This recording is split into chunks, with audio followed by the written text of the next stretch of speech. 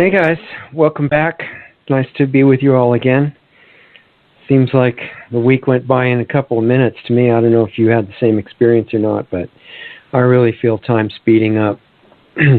Anyway, for people that don't know, this is Church of the Essene Teacher. It's not a religious type church. It's kind of different. I was told to call it that.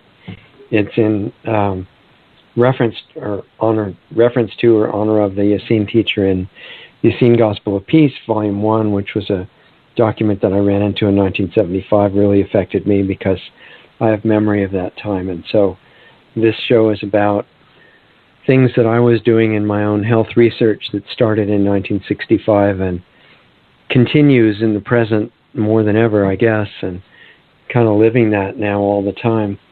But when I ran into that particular document, it really struck me because I remembered a lot of it and felt that it was accurate. And so I spent a lot of time over the next 40 years adapting it to now because I'm sure you've noticed we're living in kind of a stressful, demanding time, or it can be anyway. There's a lot going on. Time is speeding up, and positive and negative sides are getting stronger, and it's kind of like a play, and you wonder what the where it's going, what the climax is going to be, how it's going to play out. But we have a really important part in it. So, our main show, main Lost Arts radio show on Sunday nights, same time as this one, is a health show, and I was asked to start it. It wasn't my idea consciously, but the owner of a radio network asked me to please do that. And Doug showed up in time to make it possible, otherwise it would not be happening. So it was a health show, and we found out very quickly that pretty much everything going on in the world and everywhere else is related to your health. So it started covering a wide range of issues and current events and stuff like that. But mainly, it's not just about reciting what's going on in the outside world, but it's actually about you personally and what you can do to upgrade your quality of experience while you're here in physical form. So, and really, besides talking about the forgotten, really powerful tools and knowledge about health that you're not supposed to ever find out, excuse me, and that tend to get violently suppressed in our current society, it is about that. And we talk about that because you need to know, how you can turn your health situation around by natural means without us giving any kind of medical advice or anything. You've got your doctor for that. This is for those who want to take ancient knowledge that's been taught since the beginning of humanity by the people that knew and use it in some way in your current life. That's what this is for. But even below that, below the surface of that, this show's about frequency. So you might think, frequency, what's that? And most of the people who are kind of activists, aware of the issues that are going on that people are working for and against in the world and in America and other places right now. One of them has to do with the 5G network, right? And one of the many agendas of the global rulers is to radiate everybody everywhere. And yeah, of course they know it destroys life. That's the whole point. It's not... Many really brilliant researchers think it's to create a slave society or a prison planet, as Alex Jones says, which it probably will, and it actually is already.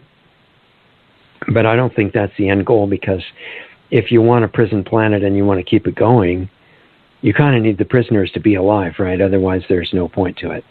And the things that they're doing now to the biosphere pretty much guarantee, unless something unexpected happens, that there's not going to be a support system for life on this planet. And there's, at the top levels, they're smart enough to know that, okay, it's not a mistake. In my mind, just looking at the obvious, they are gradually destroying the biosphere, all life in it, including us, because we're part of it. It's nothing less than that. But it's not sudden. Otherwise, they have the technology that we'd all be dead right now. Not dead, that's a really misleading term. That's really kind of a dumb term. It's intentionally misleading. You would not be dead. You just would not be here in this form. You can't be dead. I've tried it many times. Not suicide, no. Just transitioning between lifetimes, and you're not dead. Take my word for it. And there's a lot of other people besides me who have said, by the way, that's not how it is. You may be disoriented for a while and have to get used to your new environment, new form that you're in, but you're definitely not dead. If anybody's to be referred to as dead, it's those of us that are totally absorbed in the physical play here, in the physical form, and we're oblivious of everything else, which is most of everything. You could say that we're temporarily dead, but we're not going to stay that way. So, language is really tricky when you're talking about things so far outside the box that most people are used to, but that's part of what the show is about. And as I said, it's not it's not medical advice or anything like that. It's not diagnoses or telling you what to do instead of what your doctor. It's not anything like that. If we're highly encouraging you to go get all possible drugs that you need from the doctor, all surgery right away, all the organs cut out that they say would be a good idea. That's not our department. That's something else. So we're not trying to barge in on that at all. This is about the fact that, I spent a long time investigating all this stuff because I was in danger of being physically wiped out by various health conditions that I've talked about a little bit, and I'll say more about that in a while. And that was back in the early 60s that was going on. And I was really in bad shape by then. And so I had to make a decision to go along with the medical paradigm of thought and their treatments and everything, which unfortunately I fell for a while. But by 1965 or so, I was finding out enough that I knew I had to escape, and I got away from it by, I guess, about later in 66 or so. And I've been working in the other direction ever since. So the show, thanks to everything working out and Doug being willing to help us, is that I'm here just kind of like if I was going to be a consultant for you to share this information, except it's free. I don't have a lot of time for private appointments, though I do a few of those, and those cost money, which all goes to the nonprofit, which we hope will, as soon as possible, be able to build a school and also keep things going in our current work here. But on the show, it's free, and anybody can call up and talk about what they're dealing with, knowing that I'm not a medical doctor, nor do I want to get into that. But I'll share the stuff that I've spent many decades digging up with you in case you want to use any of it. Totally up to you. And if you want to call up later, because after I talk for a while, usually in the second and third hours, we will get into taking a few phone calls. And that number, if you are interested in sharing what's going on with you or any comments or questions or feedback, and you don't have to agree with anything I'm saying. That's completely not the point, and this whole thing of debating on who's right and stuff, I have no interest in that. There's no ego in this kind of exploration. We're all on the same team trying to figure out what's going on, and it's unique for each person in their own universe.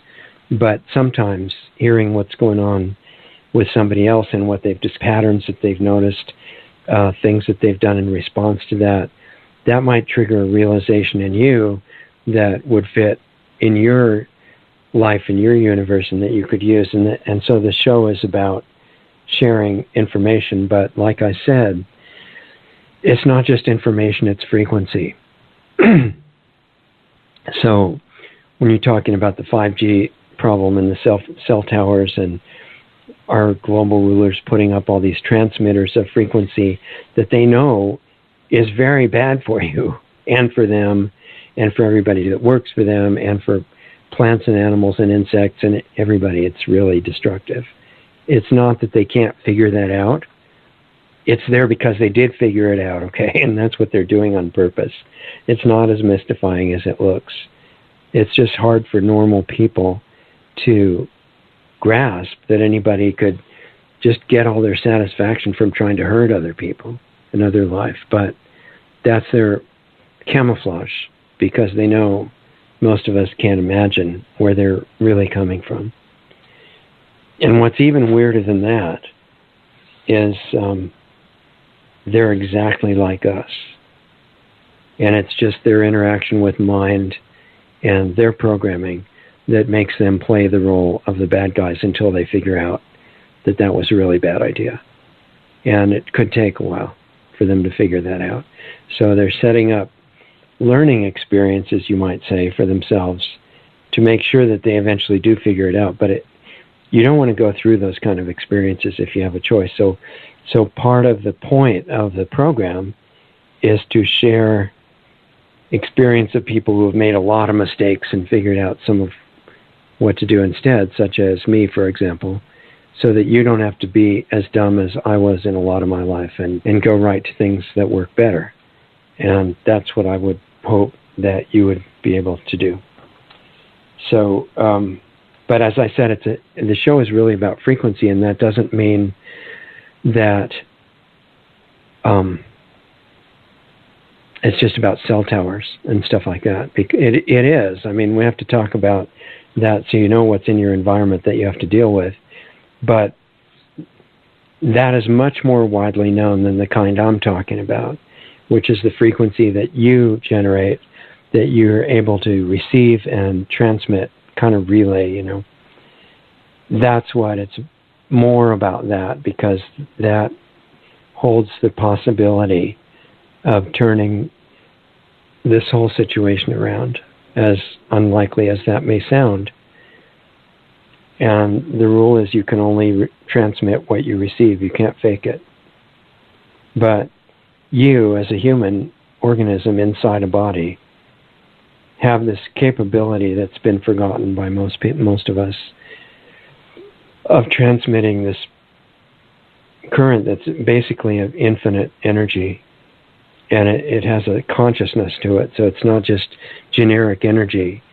It's got an incredible consciousness. I mean, it's what people call unlimited love, but that doesn't even begin to touch it. It's something really intense, and to know about it, you have to experience it. And each level that you experience, you know more about it from that, not from what somebody else said. And this is what, you know, I may be a little bit older than some of you, and I was in college in the 60s. Everybody around me was doing marijuana and LSD and mushrooms, and most of them then, they weren't just trying to zone out like a lot of people are now. They were actually reaching, many of them, for what they considered to be a higher form of consciousness. And they wanted to feel high, and they wanted to hold on to it.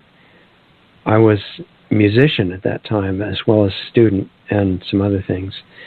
And so I thought that was a really good idea, but fortunately, I very quickly realized, I'm sure with a lot of help, that getting to that high energy with drugs is not a good idea. Not because somebody says you're bad. That just doesn't mean anything. It's because of the effect.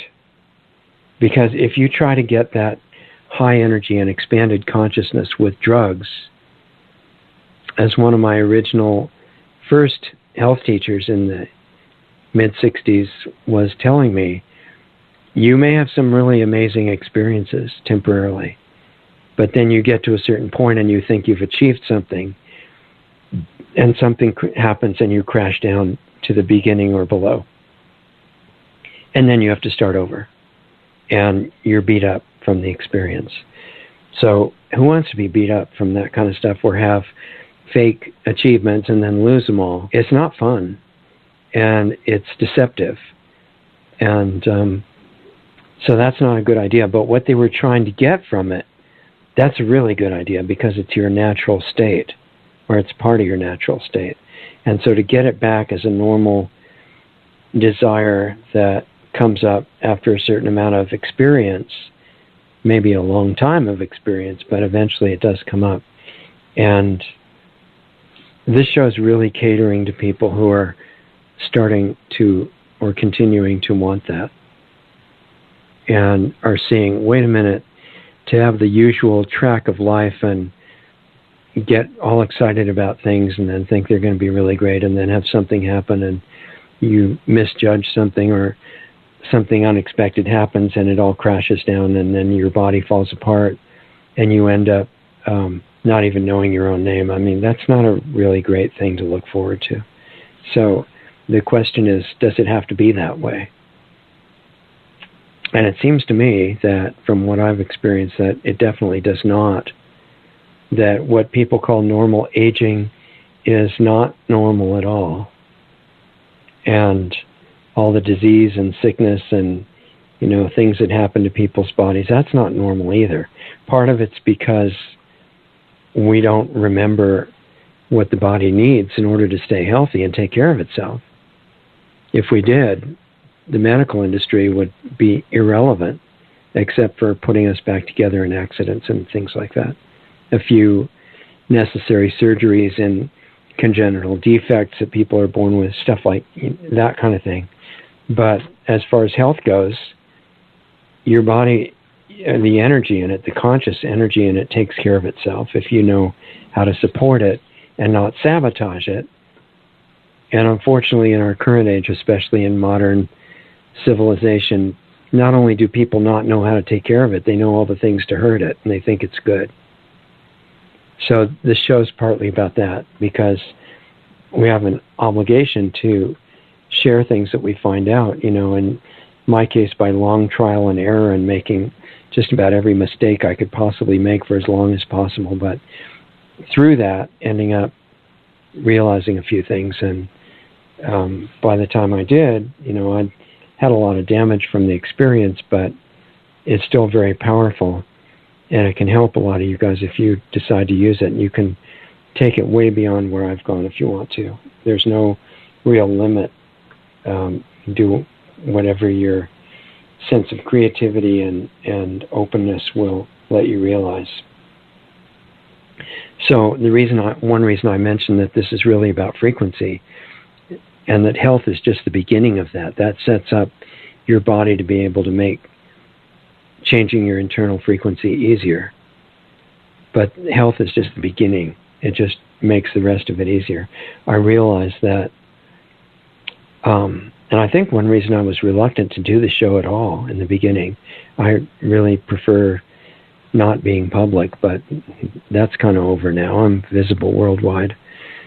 So I realized that if I'm going to talk to you about health and higher frequency and all this kind of thing, then I have to actually do what I'm saying. Otherwise, I'm just another complete hypocrite in this stuff. And I'm not going to be able to really share very much with you unless I actually do it. So that's now keeping me occupied 24 hours a day. And yeah, I'm doing a lot of other work of various kinds on the outer level, but my real work is internally. I have to try to, show you that I'm actually spending my time doing what we're talking about, so you don't feel like it's just another fake thing that people talk about, that like a religion that you have to believe. You just believe it because if you don't believe it, something terrible will happen to you, and that kind of thing. I don't want to be saying anything that you have to believe. You're totally free to disagree with everything, and but I would like you to explore your own capabilities, because I'm suggesting that they're way, way beyond what you know about, unless you're one of the very, very few people that has gone pretty deeply into this stuff and actually done it. And I'm interested in solutions on two levels. One is, I want you to feel really good. If you're dealing with physical sickness, or you're getting old in a way that you don't want to get old, I'd rather you feel better, okay? It's not very complicated. I just really want you to feel better and have the best possible experience in your life that you can. But the other, larger scope, ulterior motive that I have in doing this show is that I spent about 20 years doing a really deep investigation of the economic and political power structure that's been running America and most of the world for a long time. And as a result, I understand in considerable detail what they're doing to us now, how all these single issues actually fit together, and where they're going, where they want to go in the years immediately ahead. And I don't want to see that happen. Okay, I just prefer that we don't have to go through that. And as far as I can tell, what they're doing at the very top levels, it's not about money at all. It's more religious. It's more a satanic type of a ritual sacrifice. The only problem is that the ritual sacrificial animal in this case is all of us and the whole biosphere. They figure, well, if you get to your goal by so-called sacrifice, that means somebody or something getting killed, then let's just do the best sacrifice of all time and sacrifice everybody. That would be really great. And I really think that's what they're doing. And I've looked at all different aspects of possibilities. I don't think that they're creating a permanent prison planet, even though I love Alex's work. We share many of our guests. And I've spoken with him, and he's a great, I think, heroic, courageous person, doing a great job. But he's seeing as far as wanting to destroy all the bad guys, and I don't think that's going to end this paradigm of war and fighting and hatred all over the world. I think we need to go to a different level entirely. And I think from my own experience that we have that capability to end up on a completely different level. And that's what the show is really about. So the health stuff is only to help you get there. And also, well, one more thing. It's just the health is to help you get there, because if your body is working in an ageless manner and everything's smooth and you have broken out of the medical paradigm and you have a better understanding of what's going on and how to take care of your body, then there's the issue of learning to deal with mind, which is the realm of all the beliefs and the programs and all the things that limit us, and we think that they're doing the opposite. But you find out once you see that for what it is, that you're something incredible. And what you're actually made of is not physical, and it's not a matter of philosophy or belief. You can go and experience it, and you don't have to wait till you die, in quotes. You can do it a lot sooner than that. And the reason that would be good is because if you can separate yourself from the mind programs and see that that's not you, those constant train of thoughts and emotions and beliefs that are flowing through your mind and that we hold on to for security because we're worried that that's the only way to make sense of the universe. That's not really us. And I'm just offering that as my experience and the experience of many other people. Many of them have been tortured and killed when they realized that and made the mistake of saying it. And it still was true. And they're not saying it because they want you to think that they're anything special, because we all are. It's because they wanted you to say, hey, I could get beyond what my current belief says are the limits. Those aren't the real limits. There's something totally incredible that I can get to. And there's a level of relaxation when you separate from the mind programs that is not even something that can be described in words. So I feel like it's my job, if I believe anything I'm telling you, and it's not just a bunch of nonsense, I actually have to not only do it, I have to share it with you. So I'm going to be doing that more and more on a subliminal level, not the way that bad guys do in the media and stuff, putting all these terrible images in the cartoons for the kids and stuff. I'm talking about, I'm going to be responsible for the frequency that I'm sharing with you. So the words that I'm sharing with you are important, and I think they're the best I can come up with, but they're not the main transmission here. So I didn't really plan to talk about that at all until about an hour ago. And then it became apparent that I have to. This is not a scripted show. It's not only are there no teleprompters, I have no idea what's going to come up when I start this show. So I'm just sharing with you what's given to me, so that it will be of some use for you and that you can actually benefit from it. So, I want to tell you that, well, first of all, before I tell you about tomorrow night's guest, because for new listeners, remember that the main show that started on Sunday nights and still continues on that night is world-class guests that are meant to be at maximum education value for all of us, including me. I'm right in the middle of it. I'm really privileged to be able to talk to these incredible people. And they come on every Sunday night at the same time, 6 o'clock Pacific, 9 o'clock Eastern U.S. time. And if you're in a part of the world, because we have listeners all over the world, and they may be where they can't tune in at the time, that's okay, because all the archives are always free. No money involved there at all, and they're available at lostartsradio.com, and you can always go there and listen to any of them that you want to and find what's useful to you. But tomorrow night's guest is going to be talking about some frequency-related issues and technologies that the power structure is using against us, not just the cell towers, but other things too. And we're going to be, I really wanted her to come back. She was on about 3 years ago. Some of you might know her. Her name is Ilana Freeland.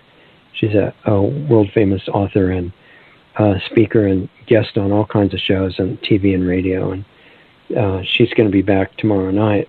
And the reason I wanted to invite her was, keeping in touch with world events. We're looking at the recent series of hurricanes, Texas and Florida and the Caribbean. And they were clearly engineered, enhanced, and steered right into population centers. And the technology there's no doubt at all. The technology for that has been well developed over time. James McCanney worked with Russian for quite a while and developed a laser component that is done from satellites, and tested it and found that they could steer the satellites away from shore to save people, right? And they were kind of naive, and they thought, oh, this is going to be fantastic. We'll just give it to the government. That's the best idea, right? And then they'll use it to save everybody because they want us all to be safe and everything. They're always saying that anyway. So they gave it to the government, to the U.S. government, and they are now using it quite successfully and had a very successful test with Harvey and Irma and the other hurricanes in the Caribbean. It's working great. The only thing is a little detail. They're using it to steer the storms into the populations and not away. So I was looking at that series and looking at James McCanney and other people that know from the inside how this is being done. It's not a big mystery. And then I was looking at, these are apparently disconnected events, but then we saw the mass shooting in Las Vegas, which was done by many people with weapons, automatic weapons, some of them belt-fed machine guns. And a lot of military experts have already made that totally clear. And anybody who really knows what they're listening to can tell that. And there are pictures, the people in the power structure are really sorry that they gave us the internet, even though they did it for surveillance and control. So it's still serving their purpose, but there's some irritating parts of it, like shows like this one and some other ones that are still allowed to be on the air at the moment anyway. But the same is true of cell phone technology. There's so many people now that have smartphones, and you can see them successfully turning people into zombies. And along with the iPads and everything, people are just, a lot of them don't even notice they're in the outside world anymore, and they walk into walls and stuff trying to text and keep up with their emails and everything. But the other side of that is that these things have cameras in them. I'm sure you've noticed. And people become news reporters at events like what happened in Las Vegas. So the power structure still tries to shut that down. And at that concert where Jason Aldean and other people were playing, a lot of people took pictures of exactly what happened. And then the Las Vegas police confiscated all those cell phones and they erased them all, thinking that that should take care of it, and they'll just lie on national TV so that nobody remembers, and they stopped talking about that because it really messed it up for them, for people to be filming that there were attacks simultaneously at other casinos like the Bellagio and other places like that. And it was clearly a group effort. The people that ended up killing the shooter in the Mandalay Bay found the room full of ISIS information and Antifa information, and clearly the power structure and is trying to make an alliance between the violent communist people and the Antifa people and the Islamic people that follow their scriptures that say you have to kill everybody that's not Muslim. This does not reflect on most Muslims at all, but the actual teachings of Islam, unfortunately, are that all the non-Muslims have to be killed, and that's the little issue with Islam. And ISIS is, as Dr. Warner has explained on our show in great detail, ISIS is people that are following the scriptures of Islam verbatim, led by a guy with PhD in Islamic studies. And so, all these violent people who want to create chaos to bring in tyranny in their own, picture of what they would like to see, they're working together, and it's not a good situation. So that, anyway, we had the hurricanes and then the Las Vegas thing happening, and clearly being supported by the power structure and getting covered up and misrepresented right away. And then we have this little thing of the fires in California that were just devastating places where people lived and vaporizing their houses, basically. These were clearly not normal fires like you'd see in nature. So I'm getting to how these things all fit together, because they do. But these were all, I guess, weapons tests of the power structure in its march toward global destruction, and they're really focused on destroying the U.S. right now, and frustrated that there's a little, bump in the direction that they were going, and trying to make up for that. But so, the third of the three incidents that we're looking at is the fires in Santa Rosa and the other places like that. And if you look at the pictures, many of which are now posted on lostartsradio.com, from people, again, who are being news reporters with their cell phone cameras right on site, you see some very unusual things that nobody is supposed to notice. One of which is the fires in residential areas burn the houses to the ground, melting glass and metal, which is like 2,800 degrees Fahrenheit, not normal fire temperatures. And right next to where they obliterated everything are green plants and trees and plastic bottles that didn't melt. So you should know that there's something wrong with that picture, okay? That's not normal. And a lot of information has come out over the last week and a little before that it was a microwave weapons test, but some people are saying it could also be scalar weapons, which use a different kind of frequency, a totally different kind of wave that doesn't go by the classical understanding of the laws of Newtonian physics. It goes a little beyond, and it turns out that Einstein was a really brilliant guy, but things go much further than what he envisioned, with relativity and the speed of light being the limit of how fast things can go. So Ilana has been studying all this kind of thing for many years, and I'm just putting them all together right now in the sense that I see a ramping up of the attacks of the power structure against humanity, intending to kill everybody. And I think that's because they sense that there are fantastic people all over the world that you don't hear about all the time that are ramping up the efforts on the positive side. So it's like you're in this incredible drama sci-fi movie, and you're in the unusual role of being in it, and whoever you personally are at the moment, you're playing your role perfectly. Nobody would even imagine that you were an actor, which of course you're actually not. As far as you know, you are the character in this lifetime, and yet at the same time you're in a front row seat in the audience.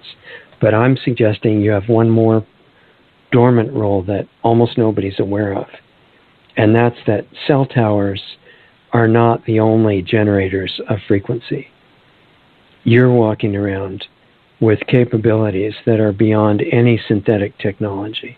And it's not some kind of miracle, because miracles, I mean, really everything's a miracle, right? Life is a miracle, but it's not a miracle in the sense of something that doesn't obey the laws of nature. It's just that there are laws of nature on a lot of different levels. And if something's operating in the laws of nature that we don't know about, we say, oh my gosh, that's a miracle. You know, it's the old story of bringing a transistor radio, when those were the newest technology, out to people living in the deserts in Australia that had never seen any technology. That would be some kind of amazing miracle. Maybe bad, maybe good, but some miracle because they didn't understand it. But it's just a transistor radio. And I'm saying there's transistor radios we haven't seen, okay? And the most powerful ones are actually operatable. Well, operatable, I don't know what word I should have used there. But they can be operated with no synthetic technology.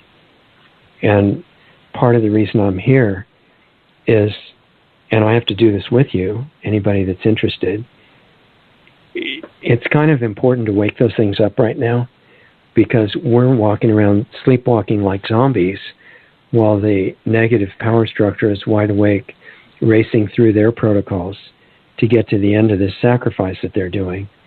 And it doesn't really make sense for us to just sleepwalk through life. You know, there's nothing evil in finding out who you really are. Not in theory, not in belief, not in philosophy or anything that you just repeat because you memorized it and it has to be true and that's the end of it.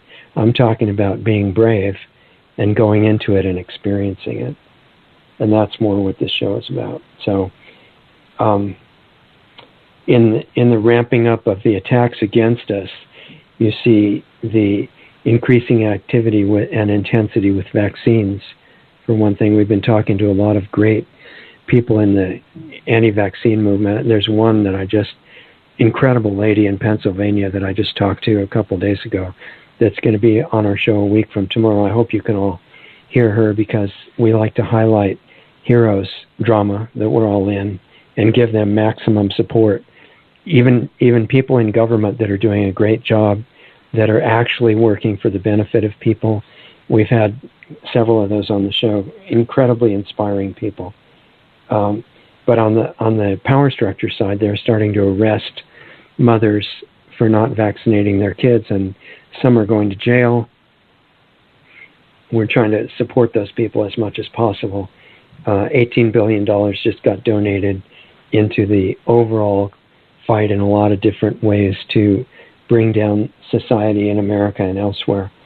And on what people are talking about, the positive side, California legislature, the governor, who is notorious for signing bills that are so terrible you can hardly imagine what they are, he vetoed SB 649, which was the one that was being fought against by all the people concerned about the 5G rollout. But I don't see that. I mean, yeah, that's better than passing it, but I don't see any slowing down of the 5G rollout movement, whether that bill passed or not. It was minor details compared to the bigger picture, in my understanding. And there's this InPower movement that some of you guys might have heard of. Josh Del Sol, remember him? He made the really good documentary called Take Back Your Power about what's wrong with smart meters. He got together with a guy named Cal Washington. And Cal Washington is one of those people that's a researcher in commercial and UCC law who is apparently having some success, and he's come up with a notice of liability protocol where you make people in the top levels of government and corporations personally liable for the intentional damage that they're doing. And they think that they can get rid of not only smart meters, but use it against vaccines and even geoengineering and other mass crimes that are going on by governments and corporations right now. And if they do, that's great. I certainly support that. And in fact, I'm in their meetings on Sundays, which is tomorrow, and I'll keep you guys updated on what they're doing on the shows. and they may come on at some point and talk to you directly. But, my overall feeling involved in the negative power structure are pretty intent on finishing the destruction. I've traced it back at least 4,000 years through various organizations and names and things like that. It's intergenerational. And if we expose something that, makes them appear to be breaking the law, which of course they are, I don't know what they'll do about that, but I really have my doubts that they'll just say, well, rats, you guys were so smart, you beat us. I think they're going to continue. I don't think they're going to stop. I would expect bigger false flag events to be happening, and more violence, more supposedly natural disasters, things that aren't natural at all. Ignoring the laws, hoping that we won't notice anything wrong with it. And they'll blame the people who are working for freedom. They'll blame constitutionalists. They'll blame people that want the country to have borders and stuff, common sense things. If they'll start disease plagues, and real or imaginary, and blame the people who aren't getting vaccinated, try to make the mandatory vaccines for adults happen much faster, stuff like that. I think that kind of stuff is going to be happening more and more. So the point is that I think it's great what people are doing, working on all the individual issues, but I don't see it as being sufficient. And I'm not saying that to be negative. I just think we need to think a little bit deeper and further ahead. So what I've found over the last 5 decades of exploring this kind of stuff, not just on the surface, but much deeper than what we've even talked about so far, is that the reason I'm up here being visible when I do not like doing that, I mean, it's fine. I know I'm supposed to, so I'm not worried about it, but it wasn't my choice. And the reason that I said, fine, I'll do that, is because I think you are the solution in a way that people are not even really used to thinking about at all. And I want you to be inspired to live up to everything that you actually are. Kind of like the old ads, that from the army or some military force that was saying, be all you can be, but I don't mean it like that. I'm not encouraging you to go out and fight with anybody. I'm encouraging you to do something much harder, much more demanding, and that is to actually get in touch with who you are and all your forgotten normal abilities that are, in my experience, much more powerful than any kind of synthetic technology. And I want to see you get that back for your own benefit, and get rid of any concerns with health problems and stuff like that. Just eliminate it, but then take it much farther and contribute to changing this drama that we're in the middle of. And so the very beginning of all that is learning the forgotten requirements of health that have been taught since the beginning of humanity. I mean, thousands of years ago, they were already ancient, and they still work. And so one of my interests over the last 40 years or so has been how to adapt those to the current situation. And as most of you know who have been listening for a while, there are ways to use basic tools that don't take any fancy technology, like what you eat, fresh, organic, live, whole, raw food, is a big element. And I don't mean you have to do that, right? None of this is stressful, forceful type stuff. This is stuff that goes with a new way of working with mind and body, both of which are wide-awake conscious entities, not pieces of meat or something. It's way different than what we're told. And I've said many times that I have total trust in our government, that they have wonderful advice on how to be healthy and what to do with your life. You just have to remember to translate. And usually the way you do that is to reverse what they say. And then it turns out to be very reliable information and guidance. And so with raw food, I tell you, and I've fooled around with raw food for a long time, and I'm not advocating raw veganism, but I'm advocating raw food, and I'll tell you more about, if you want details of how that can be used. A lot of it is also agreed within the Essene Gospel of Peace, Volume 1. Really an interesting thing to read if you want to. Goes with my memory. And so that's why I think it's authentic. But how we use it now is different because we're in a much more toxic environment than that existed a couple thousand years ago. The reason I mentioned the government guidance is that they're now in a full-fledged campaign to totally eliminate raw food from availability in the U.S. And that's now being done. It was done with nuts and seeds.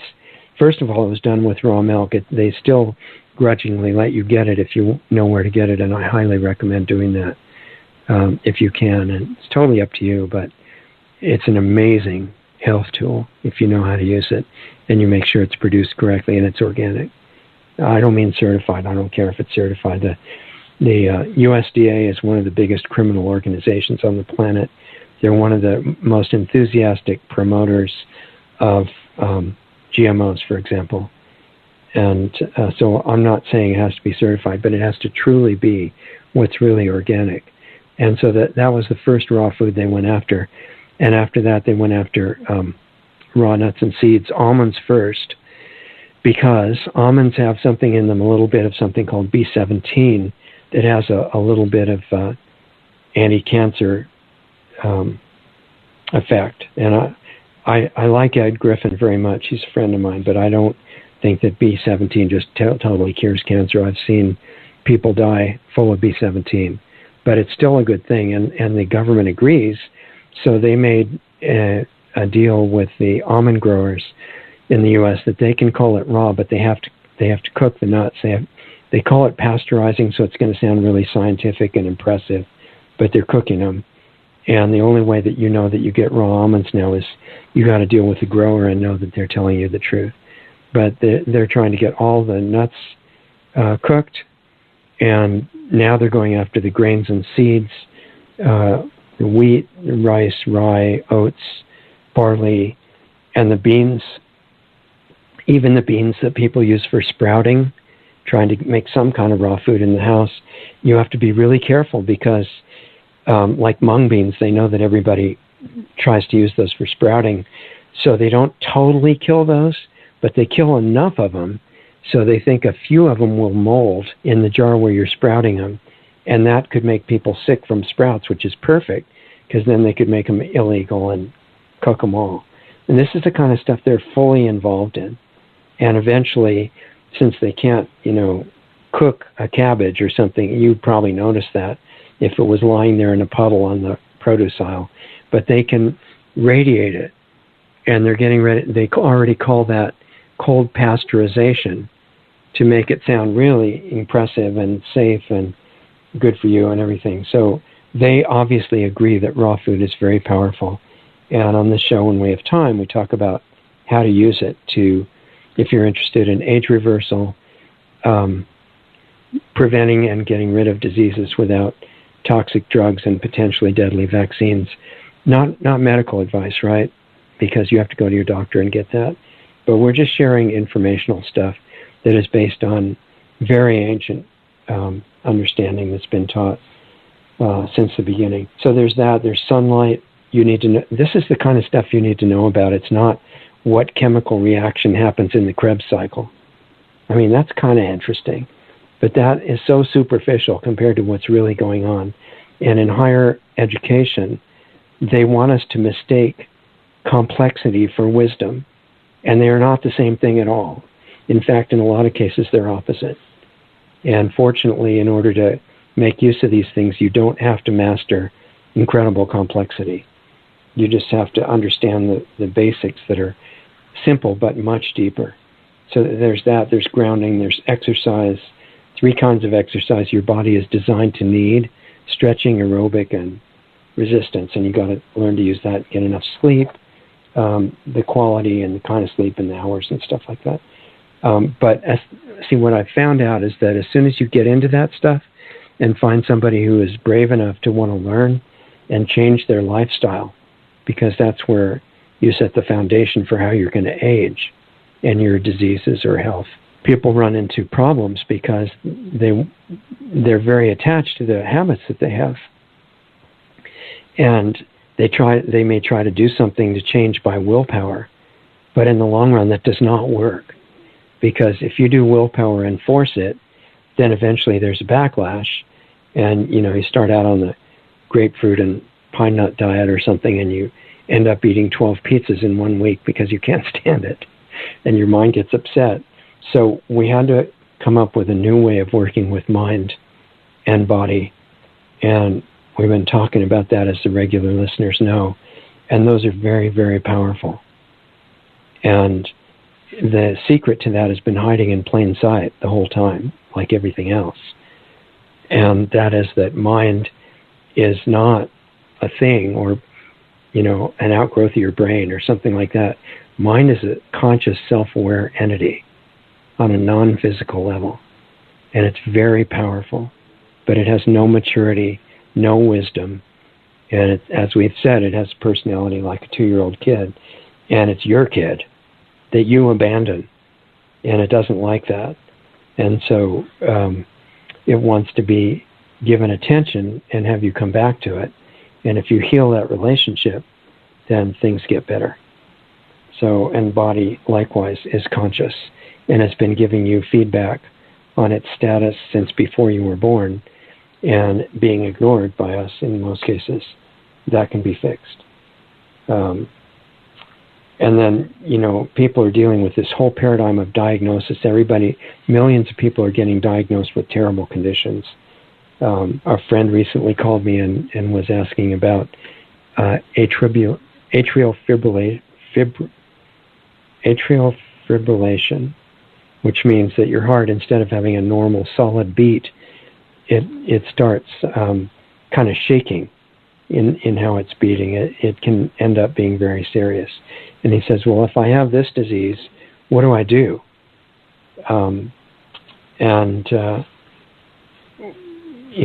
You always have to gauge whether the person's really ready to hear the answer to that. But it's not a question of gauging what you do just based on a so-called diagnosis, because the body, if it's given support, tends to heal or tries to heal whatever is going on. And so to learn is how to support that, how to support the body in that. So anyway, we talked about all the basics that we just went over. And the problem with the whole diagnosis paradigm, and it happened to me too, is that it sets you on the wrong track. And it's very hard to pull yourself out of that. Now, I'm sorry that I've had to take so long going over this stuff. I know we've had people waiting and to talk. And usually we'll get to that in the second hour, having some callers. But if anybody wants to call in, and we'll get to you fairly quickly, or as quickly as we can, based on who's on hold. The number is 657-383-1002. 657-383-1002. Be happy to talk to you, and I'll try to do it as fast as possible. But as far as the paradigm of diagnosis is concerned, the same thing happened to me, as I mentioned, I think with one of our callers last week, is that I was diagnosed with a thyroid condition in the mid-60s, and I was in really terrible health, and a lot of things were happening. My hands were shaking, and I was sick to my stomach all the time, and a lot of things besides just the thyroid were involved, but the thyroid's like a master gland. And what the doctors tend to do is they do blood tests, and they're looking for something that doesn't fall within the normal spectrum of what the numbers are supposed to be, like for the level of thyroid hormone in the blood and stuff like that. And so they showed that thyroid was overactive. They didn't think about why, which took me decades to actually figure out completely. They just said, aha, you have hyperthyroidism, right? And as soon as they give a name to it, then you've pretty much had it, because you start down a path of being drugged it gets worse. And then when the drugs hurt you, you get into surgery. And when that hurts you, you get into a lot of different so-called therapies, all of which generally destroy your body. And then you end up being drugged to death in hospice because you're old. And that's just your genetic fate or whatever. But it's all caused by not knowing how to take care of things in the beginning. And my experience was just an example of millions of people going through the same thing. So,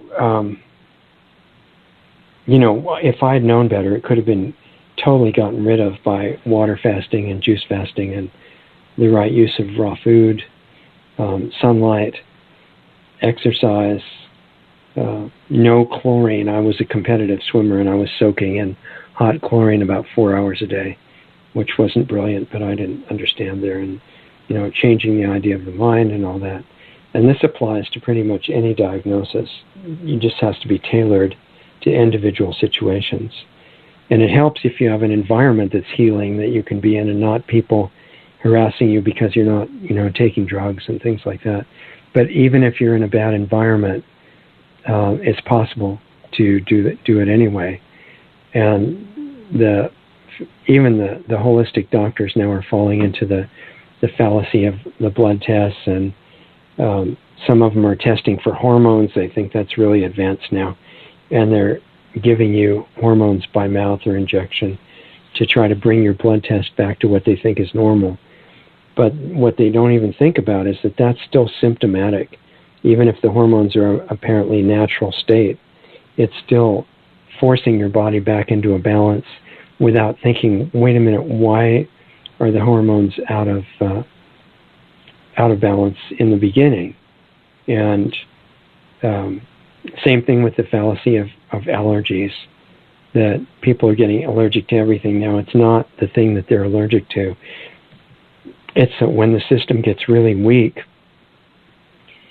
anything starts to trigger bad reactions in it, and vaccines can certainly accelerate that. But even without vaccines, with all the toxins and everybody's eating and drinking and putting on their skin and that sort of thing, gradually the system gets weak. It's allergic to everything. You can't eat foods that are good for you, and it's just a downward spiral that's hard to get out of. This is not, again, medical advice. This is just observations based on very old understanding. And the same thing applies to all the things that are out of control in the health field now, cancer and everything else, not looking at the cause or the effect. Just looking at the effect, not the cause. And so the therapies that they come up with are ones that actually cause cancer, and you're not supposed to notice anything wrong with that. So let's see if I've covered what I wanted to mention to you about Max Gerson. A lot of you know about him, and he was a doctor originally in Germany in the 1930s, and he stumbled on a way to cure cancer patients that he was using on a different disease. And again, it's not the disease that matters, it's supporting the body in curing itself. And he was using juices and no solid food and enemas, and he found that enemas had to be given, and that's water put into the intestinal tract from the bottom end, and it's to clean it out because that's where a lot of the toxins go on their way out of the body. And he was obviously got the government seal of approval. There were 2 attempts to murder him. The second one worked, poisoned, but he discovered some great things before that, one of which was that the cancer patients were in so much pain because they're so toxic that they were being given heavy-duty drugs, narcotics, to stop the pain or make them unaware of the pain. And the narcotics themselves were stopping the detox process. And he found that if they gave them more enemas than he was giving most of the people, that the pain went away. They could get off the pain drugs. It was totally amazing. And the toxins got out of the body faster. And so the pain caused by their buildup went away. And I think if he hadn't been murdered when he was, he would have discovered that he would have done even better using 100% raw food on his patients. And the people that do discover the benefit of 100% raw food, which is necessary during the detox phase, most of them don't discover that building phase after the body's cleaned up is not the same protocol. And that's where we got into looking at raw milk and the things that go with, using higher calorie foods but still raw. And so the detox and the building phases are definitely different. Most of the long-term raw vegans that try to use that for the building part, they end up looking terrible. They turn into skeletons. And there may be exceptions, but most of them, they get so light it's like birds, and they're very unstable. Matt Monarch's made great videos about that on his YouTube channel. Really interesting, neat guy, Matt Monarch. He's been on the show. And rawfoodworld.com is his website. A lot of very educational stuff there. So there's kind of a catch-22 in health, which is that when there's a bad foundation laid down with toxic food and toxic water and all this stuff that's really poisoning the body, then it starts to get sick, and it makes it appear that drugs and surgery are necessary. And in a way they are, because you get in such disastrous situations and can be right on the verge of not being here. But Dr. Gerson had patients come in that were, some of them, on the verge of unconsciousness, and a lot of them he still cured without drugs and just with his detox protocol. So if it was me, I would still go that way, if at all possible. But when people get used to eating meat all the time and cooked food and processed food and lack of exercise, lack of sunlight, lack of grounding, it sets up by material in the body for microorganisms to break down, because that's their job. They're not some kind of mistake of nature. And they come in there and start doing their job, breaking down the garbage that has built up in the body. And the byproducts of that process are harmful. And so killing them seems to help in the short run, but it weakens the immune system and the health. So the health gradually gets worse. And it needs awareness on our part, of ourselves, of our body, watching it. It's rarely static. It's usually either getting better or it's degenerating, but it happens really slow. And so because it's slow, we don't notice anything, and then suddenly 10 years later, whoa, what happened? We look in the mirror and we don't look very good. But you can learn to notice those changes day by day if you want to. And the same catch-22 situation is applying in agriculture. The chemical fertilizers seem to make the pesticides necessary because they weaken the plants, and then the insects and disease come in to wipe out the inferior crops. And they don't bother the healthy ones. But it looks like you need pesticides in that situation, and it was because the fertilizers were used that the pesticides were needed. So the land, just like the person, needs nutrients. It needs a lot of rock dust, which is one of the most powerful fertilizers that's not very much known now. Organic matter, mulch, probably no digging ever except planting trees. And you can grow the organic matter part on site if it's a large farm, something like that. So anyway, whether it's agriculture or your body, health is the beginning. And at the same time, the idea is to develop tuning, relax and let more voltage through and more consciousness. And there are levels of relaxation that get deeper and deeper and deeper. And relaxing is one of the deepest concepts that I've run into.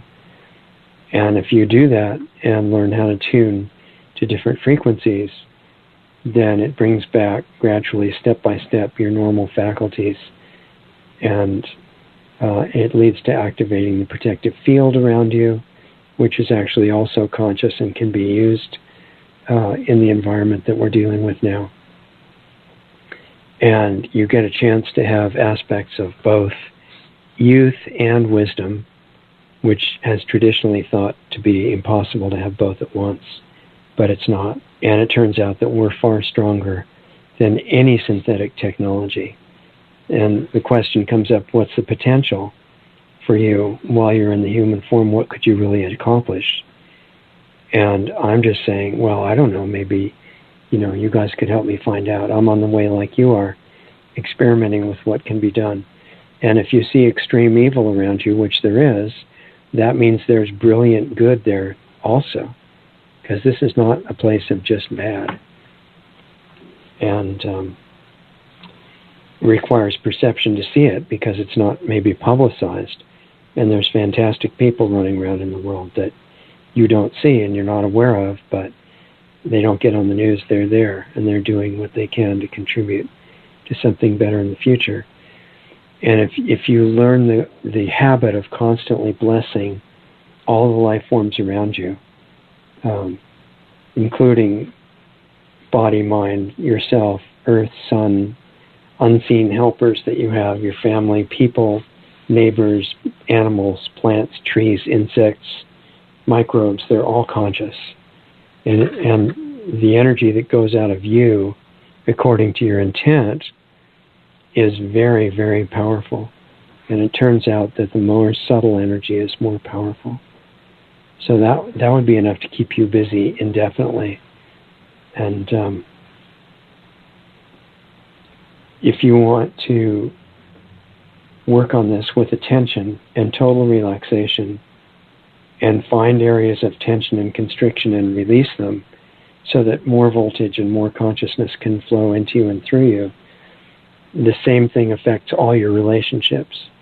People you're married to, people in your family, neighbors, people you run into in the store, everybody. That if you take what sustains you from inside you, not from the other person, and then use it to send that to the other person with no expectation, relationships that are built on that, even from one side, become incredible. And people around you will change, and new ones will show up, and old ones will disappear depending on what you need. And it just takes practice. And then what I'm hoping is that some of you might be interested enough to do the work on that and expand it to all the life on the planet, not just one person or one target, but everybody at once, including the ones that seem like bad people. Not from you, but through you. It's a subtle difference. And if you do it like that, then it doesn't tire you out. It doesn't subject you to bad energy coming back. And it's highly worthwhile. I think that's our opportunity to turn around what's going on here. So I'm just about ready to talk to some people. If you want to call 657-383-1002, I'd be really happy to meet you and talk and see what happens. And I think you'd still get in if you call at this point. You talk to the people who are on hold. And I'm sorry I couldn't take calls earlier, but I wanted to get through some of that stuff. And then we'll see where it goes depending on who has what to say. And I know that Dee in California is on hold, and I want to see what's going on with her. So, hi Dee. Hello. How are you doing this week? What's going on? Oh, I'm good. I've had an interesting week as usual. Yeah, I can imagine. What's happening? Well, I really liked Travis Middleton. I thought he did a great job. Yeah, he did. And I like Al Whitney too. I have a question about something that Travis said. Mm-hmm. He was talking about different kinds of law, like there's contract law, which is universal, commercial code, I mean. Mm-hmm. Mm-hmm. And then he was talking about common law. Mm-hmm. And he also mentioned the maritime or admiralty law. Right. And he did say that what the courts, in his experience, are doing is like a Franken law, where they're mixing all these together within a certain case. I mean, each case is just jumping around between different laws. So is that what you perceived him to say? Let me just ask Doug if he'll come on the line for a minute, because he's saying there's an echo, and I need to understand which side is echoing, whether it's you or me or both. Hi, Doug. Yeah, What's hey. going on? Yeah, hey. Well, I'm hearing a little bit of an echo. You wanted me to let you know. It's the caller that calls in. So no echo on you. It's strictly just Dee. Hello, Dee. Hey, Doug, you're echoing right now. I know. I hear myself echoing. So, Richard, if we could get you to put headphones on, I think that'll solve the problem. Okay, hold on for a minute. Let me figure out how to do that. And Dee, don't go away. I just want to... Okay. Yeah, I think what's happening is I'm talking, and then Dee's talking, and it's going through Richard's speakers, and it's coming right out the speakers, going right back into the microphone and creating a loop. Okay, so why don't you hold, Doug, stay on, and tell me if it changes when I plug this thing in. Yeah. And when you plug them in, hopefully the sound will mute from the speakers. I'm now plugged in through headphones, so is it better or not? Yeah, I don't hear any echo. Dee, can you talk for a sec? Yeah, I don't hear any right now either. Nope, it's gone. So that's what it is. It's the sound that was coming out your speakers being picked up by your microphone is all it was. So you wouldn't hear it. Well, what's weird about that is you didn't hear any echo when I was just talking by myself, right? No echo with you, Your voice is not echoing at all. Correct. Okay. So I think we're good. Okay, sounds good. Thanks for letting me know. Sure. Thank you. Okay. So, Dee, sorry to interrupt you. You were talking about all these different kinds of law, right, being combined. Right, and Travis was sort of saying that in his experience, and I'm not sure if this is what he said. I'm thinking he said that in his experience, in one court session, say it's this one case up in front of a judge, that the judge could flip back and forth between different kinds of law within that one case, depending upon if it's to their advantage or not to do so. Yeah, that's a good question. And there's some judges that are completely not following the law at all. They're not even bothering to act like it. So it really varies from judge to judge. And we were just hearing about a case today of a lady who ran for office in Austin, Texas, for city council. And she got most of the votes based on, all the polls they had and people that were turning out and stuff like that. And they gave the election to her almost unknown opponent who got very few votes, and they just said, well, he won. And she did some checking of the electronic system, and he didn't win at all. They just said he did. And there was no backup. They had thrown away all the evidence. So she took it to court, and the judge just threw it out of court because, see, she was really knowledgeable. They didn't, and believed in freedom and following the law and the Constitution and all that, and they didn't want her in the city government, which is very corrupt in Austin, Texas. And so they kept her out by making a fraudulent vote result. And then the judges were involved, and when she went to court, and I guess it was the district court there, and they said, no, we're throwing out your case, it's frivolous, and we don't have to give you a reason. And the judge gets to do something called sanctioning, which means he charged her $100,000 for wasting his time with a frivolous lawsuit. And he said, by the way, you don't have to pay the $100,000 if you agree not to appeal it, which is, obvious mafia tactics. And so she went to the Court of Appeals, and they did the same thing, but they were willing to only put $25,000 more on the sanctions. And so now she's really determined. She's going to the Supreme Court. And see, those two judges didn't care about commercial or common law or statutory law or anything. They just said, no, we're throwing it out, and we're fining you for bothering us with it. Completely illegal, and so now she's trying to get to the Supreme Court, but it costs about $1 million to successfully take a case like that through the Texas Supreme Court. I guess it's cheap compared to the U.S. Supreme Court.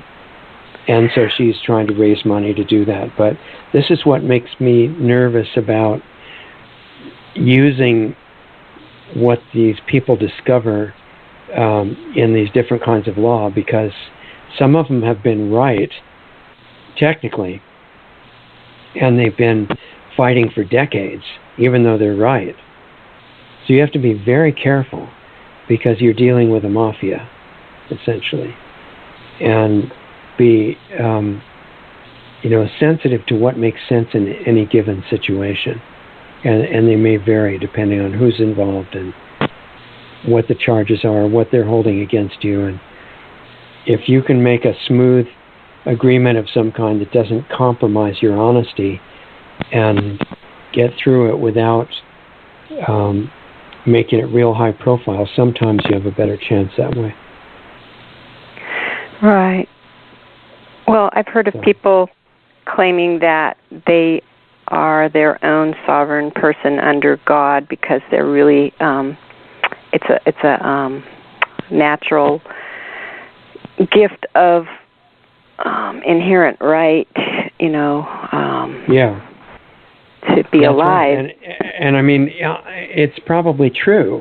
It's just that what's really going to happen, it brings back to mind the analogy of, all these vehicles come to a four-way stop at once.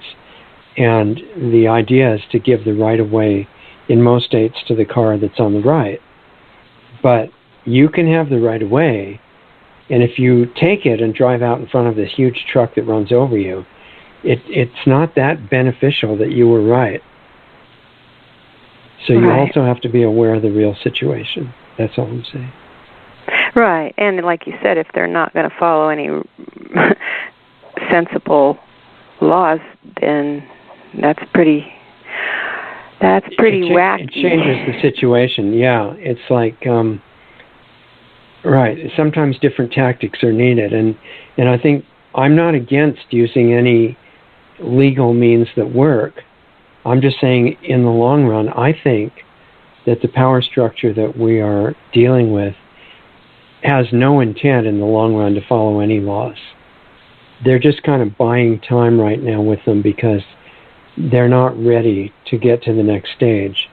And so if they can appear to be following laws, they don't upset the population as much. So they're still trying to keep that facade going. That would be kind of like Agenda 21, where first they were going to have the North American Union, and that never happened. And really, they've been implementing everything all along right here in this country also, besides the rest of the world. And it's just like right under our noses, but we can't see it because they still keep the old boundaries of states rather than their new regional boundaries out in the public eye rather than, showing where they're actually operating out of. Yeah, the depth of fraud that's going on is way more than most people have any idea. And I think they were referring to that in the In Power people, Cal Washington and those guys saying, what they came up with is the individual liability thing. Where that will go, I don't know, but I'm interested only because there are thousands of people joining them right now, thinking that they may be able to use this to clean up a lot of things, and I have no idea where it's going to go. It may be interesting to see. Yeah. Well, Travis was saying he knew of somebody that was using a tactic that I know somebody that used also, which was to bond themselves so they could present to the court that they are responsible for their own person. And I think that gives them a lot more leverage that way. But as far as the Supreme Court goes, that is for setting precedents. And so good luck to that gal in Texas because, there's a lot of precedents that have already been set. And in order to change those to something different, it takes almost an act of God. And then if you're going to set a new precedent, well, that also... It takes somebody really brave as far as the justices on the Supreme Court that are willing to risk assassination attempts and things like that. Because in the first cases that she went to in the district court and the appeals court, she brought all the documented evidence that the Secretary of State and the election people had ignored the law and had not kept the documents that they have to, and they broke all these really obvious laws, and the judge didn't care. He just threw it all out anyway. Right. So she's hoping that that's not what's going to happen at the state Supreme Court. So I guess we'll find out. Yeah. Well, I think the whole legal thing is really interesting, and I appreciate hearing people that have like unique views and new things that they bring out, and it's always good to know different people's tactics just in case we, have to do something, Yeah. And I think he's right about learning, too. That's important. Yeah, because they assume that nobody has any time or interest in that kind of stuff. And so if we're in the middle of this environment, I'm just overwhelmed with the amount of things that would be good for us to learn. I'm trying to absorb as much as I can. And well, you have to use it.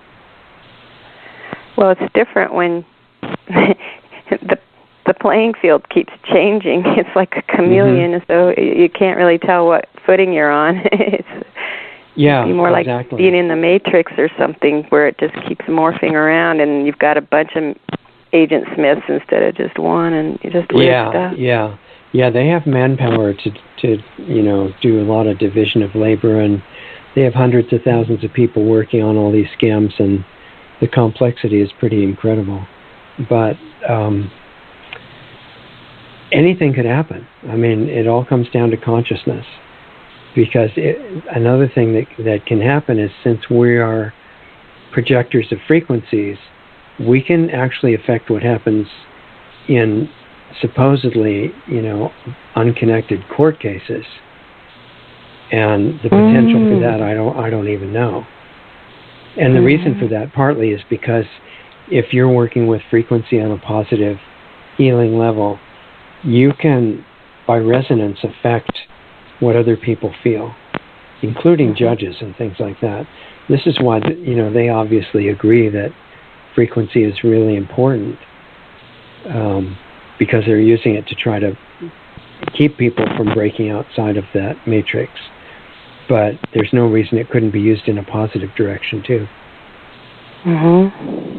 That's interesting. I did hear of a case of a Christian person that just very calmly and with love in their heart explained to the court, why they didn't believe that they needed a driver's license. But it wasn't even about whether they did or didn't need one. It was more about their presentation of love toward the court people. It was very interesting.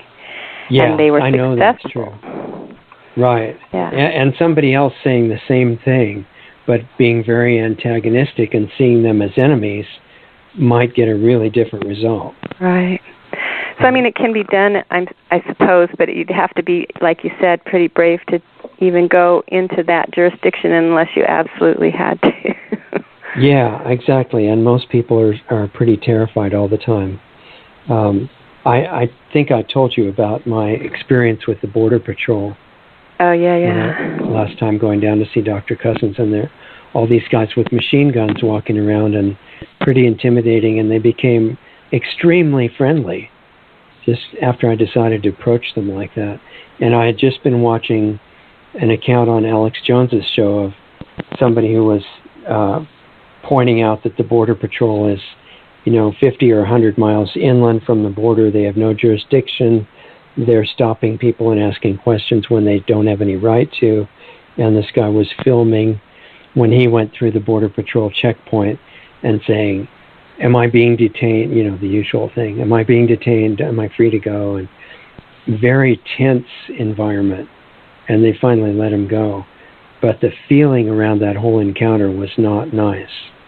And so when I was driving up to all these guys in that situation, I remembered that scene, and I had to decide, which approach would you rather take? And I think the friendly one is way more powerful. Well, if it's not a friendly one, it's probably based on fear, isn't the assumption, right? That's right. Because if you don't have fear, you don't have anything to be worried or tense about. So those dark entities that you were talking about in the beginning of this broadcast about them being very sacrifice agenda type situation as maybe a satanic thing, those people would be absolutely petrified to have that much fear, to be willing to do that. Yes, those people who are the top level satanic rulers that are killing kids and doing all kinds of unbelievable stuff, they're the most afraid of anybody. Right. Well, I was wondering if maybe they view other people as being evil and not themselves. I was just curious if maybe that's possible. It gets into semantics, partly because they've got things twisted around, so they think that it's really the best thing that you can do is get into causing pain, and that it's going to end up wonderful. They're pretty sick, actually, but underneath, they're still identical to everybody else. So it depends on what level you relate to them at. And one thing that I've noticed is that people who try to send good energy and love to these satanic individuals, if they do it from themselves, it's very dangerous. And it's probably not a good idea, because you have this kind of subconscious preconception that this love and generosity is coming out of you personally, and that you have a finite amount of that and life energy that you have, and it can get drained out and you can end up not being in very good shape. But if you see it as passing through you from the source, and the same if you're trying to heal anybody, you never get tired.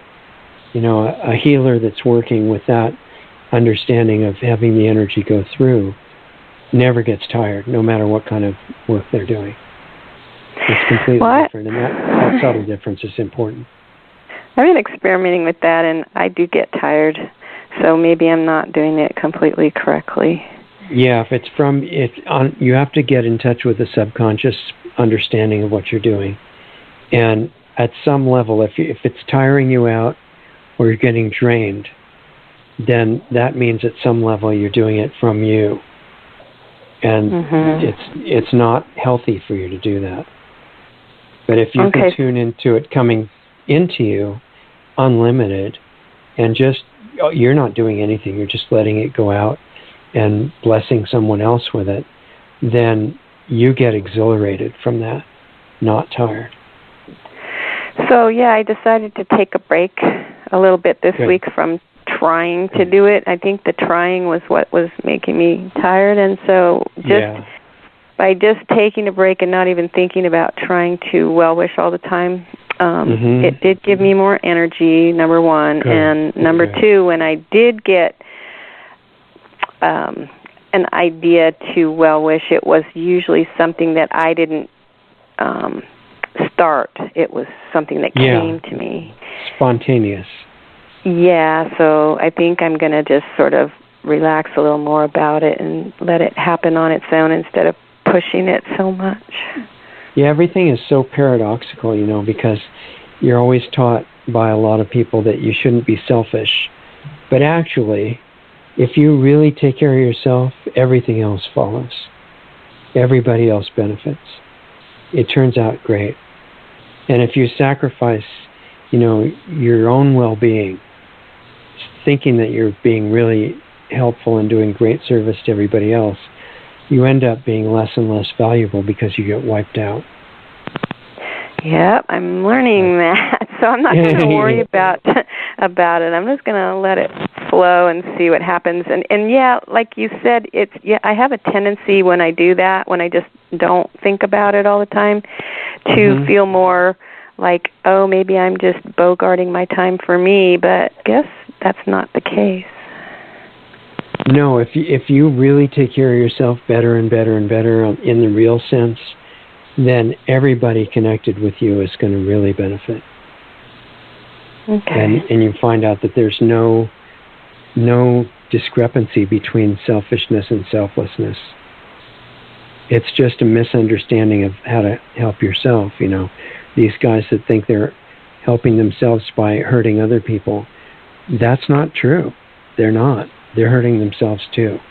So if they were really helping themselves, everybody would get, turn it into the recipient of something good. So what you're doing of just dropping it and taking care of yourself is probably the best thing you could possibly do. Okay, good. I don't have to feel guilty or anything. I No. can just... No, you can be really happy about it. Well, I was wondering if those people that like to hurt people are just trying to wipe out a virus. Maybe they just think that man is a virus that might pollute the universe or something. Do you think that's a possibility? They get intellectual ideas like that to justify what they're doing, but the problem is not an idea. Basically, I mean, in the context of today's discussion, it's frequency. They've got so much hatred and anger, which is coming from massive amount of fear. That's the problem. And however they explain it and say, well, humans are a virus, or humans all did something bad to me, or there's too many people in the world, or, those are just justifications. What the problem is the energy quality below that. And that makes them want to hurt people because of how they feel inside themselves. If they changed that feeling, it wouldn't matter about the philosophy. They would lose their interest in hurting everybody else. Well, as far as everybody else goes, that brings up another question, because the mass collective consciousness right now is not in a good state of mind. So I'm wondering if maybe they've sent curses to consciousness, or if it's just that consciousness is being naive, or, why is the mass majority of human consciousness in such a negative aspect? Yeah, it goes in cycles. It's really interesting, because in some ages it's much more aware than now. This is like one of the lower periods, but there's signs of really encouraging awakening happening too. And I can see both happening at the same time. That the history of it all is very complex. And so, everybody's in their own totally unique universe, and they've all got this massive history that they forgot. And they're not in their current situation by chance. It's all intricately orchestrated. So everybody's in exactly the position that would allow them to learn the most. So how it's all coalesced into, kind of a negative situation in society now, I don't know, it's a big picture. But any individual in there has the capacity, if they become self-aware to different degrees, to start changing it for the better, which is really the best part to me, because it means we're not helpless. Well, I was wondering, as far as the whole collective consciousness, if maybe to become self-aware, the whole lot of us is going down to the bottom, so to speak, in order to springboard back up. Do you think we're heading for the bottom, or springboarding back up, or neither? I feel like we're trying to get up right now, and that there's a lot of encouraging stuff going on. Whether it will happen fast enough to make things work out on this particular dimension, on this planet, I don't know. I really can't see, how it's going to work out. But as long as we're here, whether we're going to so-called succeed or not, it just feels better to be doing everything you can in case it is possible, than to be fatalistic about it and not do what you can. Well, because we have to have hope. If we don't have hope, we might as well just give up. Yeah, I have more than hope. I have absolute certainty that we're going to be fine. I just don't know whether it's going to be here or not. And I'd rather that it be here too. So I'm encouraging people to, put their energy in and help us do it. It almost seems like people have a death wish just out of fear, and so that kind of feeds into it, maybe. It's all, they're all dealing with mind, and the programs get in a negative direction from fear, but fear is a program too. And they're all dealing with the same things that we are. The mind has become the boss of each person's life, and the person thinks that's who they are, and it's not true.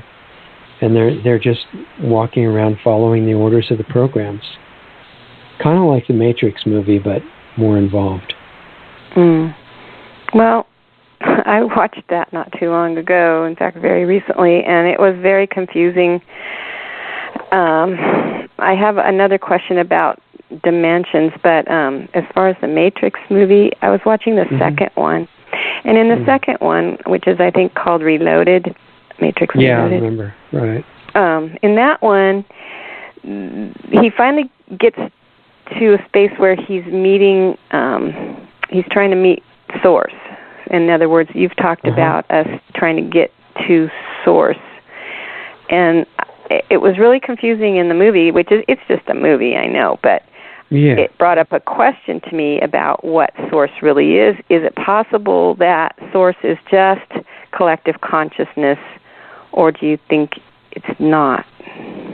Usually when people are talking about collective consciousness in the sense that, Jung and other psychologists have defined it, they're talking about something that I would call collective programming. Oh. And they're saying that seems to control the way society goes. And to an extent it does, but that I don't see that as anything other than all the programs together. The source is detached from all of that. Okay, so you're thinking that Source is energy, an energy type field? No, source is the origin of energy. Source is pure consciousness. It's not something that fits in our language very well. I'm trying to figure out what it is.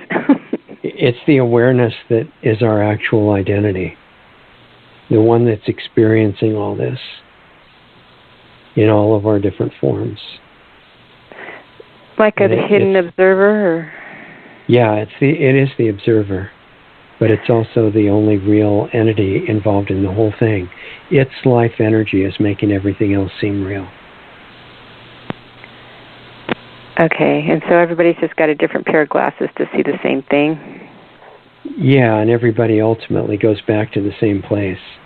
But the programs make us think we have some kind of a totally separate existence based on stuff that mind is projecting. It doesn't have any reality except for the movie. That brings me to something else. I was reading Joseph Cotton's book on, it has a lot to do with ancient history and mythology and just different ideas of what God is or isn't throughout the ages. And in that book, which was called, I think, Occidental Mythology, so it's, in other words, it's kind of focusing on more on what the West thinks, but it was mentioning other works that he's done from other areas of the world. And he was saying, or mentioned in that briefly, that I just read recently, that there's different things that these different cultures were looking for. In Egypt, it was called The Secret of Two Partners. In India, it was called Nirvana. In Buddhist or Japan, it was the flower wreath. And in the West, I guess we're just looking to the future, getting back to Eden kind of a thing. So Nirvana, take that for an example. What is that? I haven't studied India, and I know you have. So I don't even know what that desire to get to Nirvana means. Is there a way to explain it? These are really tricky because they're all using words for things they say that words can't contain. So they start out with that understanding, but the basic idea is that it's really good, and it's a condition that you want to get into that is permanent and that's very ecstatic and euphoric, and you just have this wonderful permanent experience beyond time. And I would agree with all those things. I just don't think that the words are going to do justice to it, because we use words that are all tied up in programming. Even if we're trying to talk about really transcendent type ideas, they're still tied up in the ideas of language. But the Hindu teachers that were saying, and the Indian gurus that you have to get to nirvana, I think they were trying to get beyond mind. And a lot of the Indian yogis and ascetics tried to get beyond mind by doing all these really hard practices, and they would not eat for months or stand on one foot and not move for weeks, and maybe not talk for a few decades, and things that are against what you want, with the idea that mind works on desires, and if you do the opposite of what you desire, it's going to somehow get you out of the hold of mind, but it doesn't work. And they demonstrated that it doesn't work really successessly. So I think the reason they did that is because they didn't understand you don't get beyond that situation by fighting mind. Even if your mind is full of bad ideas and convinces you to do things that are not good for you and other people and stuff, if you try to fix it by fighting, you're going to just end up in the realm of fighting in some way. And that's what we're trying to talk about, is there's a harmony that is outside of the realm of fighting, that is much stronger, and that mind can become an ally, and that can work, whereas trying to overcome it by force does not work. And all these yogis have demonstrated that. But they talk about getting to this nirvana state, and I think that's a state, trying to describe the state of your natural condition, which is beyond anything that they could describe. But it's really good, and you definitely want to be there. And I'm suggesting that we can be there while we're still here, which would be very beneficial for both us and the rest of the world. Well, that brings me to another question. I know these are really deep questions, and I apologize for that, but I really am curious about these things. It's about cycles, because I've read, the Emerald Tablets, and it refers to cycles a lot in there, and I read, Drimbala's work, and I'm very curious about the spiral up, or whichever way it goes, and also on the cycling. When I was reading Joseph Cotton's ancient book, it's saying in there that the reason that all these religions are going through their life and death and resurrection cycles is what they consider to be peace, just the cycles of nature itself as peace. That's what it said in that book, but I don't know how that... cycles are peace? That's what he was saying. That was their... Joseph Campbell is saying that? Joseph Cotton. Joseph Cotton, I'm sorry. I don't know what he means by that. I mean, cycles mean constant change. That doesn't sound like peace to me. Well, yeah, he is saying that's nature. If you're wanting to be in tune with nature, that he wasn't saying it as his own opinion. He was quoting through the ages opinions and trying to make sense. Yeah, nature is full of cycles that are all complex and interwoven and all that. That's true. But they're not peaceful. They're constant motion. And the peace that these yogis and spiritual teachers are talking about that you mentioned is outside of that. And it may be that Joseph Cotton or whoever was writing that he was referring to couldn't comprehend anything outside the cycles of nature. But right, he's talking about through the ages. Yeah, but the ages are all in those cycles. That's all within the realm of time and these lower dimensions of experience. Those are where the ages are. The places above that don't have ages or time. So they wouldn't have cycles? No. The cycles happen in what's called manifested reality. And so, that keeps going through all these complex interlocking cycles indefinitely until it's all over. But all of it's at the same time, outside of cycles and time and activity, is the state that some of these guys are referring to as nirvana, other ones as realization. I mean, the words don't really matter. It's just the idea that we came from a place that existed before time ever started. There was no time, there was no energy, there was no light, there was no matter. And that's where we came from and where we're going back to. But putting it in words doesn't really do very much. It's just kind of an exercise for the mind. Well, then that's not even getting back to Eden, which is something that a lot of religions look forward to in a future time. But that's more beyond even that. It's not even a garden or an Eden or anything, right? No, it's not a tangible garden. It doesn't have form. It's before form ever was existing at all. Before energy, before mind. It's a pure being state, and it doesn't require the form of anything. So these ideas of, paradise and heaven and everything being these great gardens, that's all based on the image of the world. And it's really not even beginning to touch what these guys have talked about that is outside of that.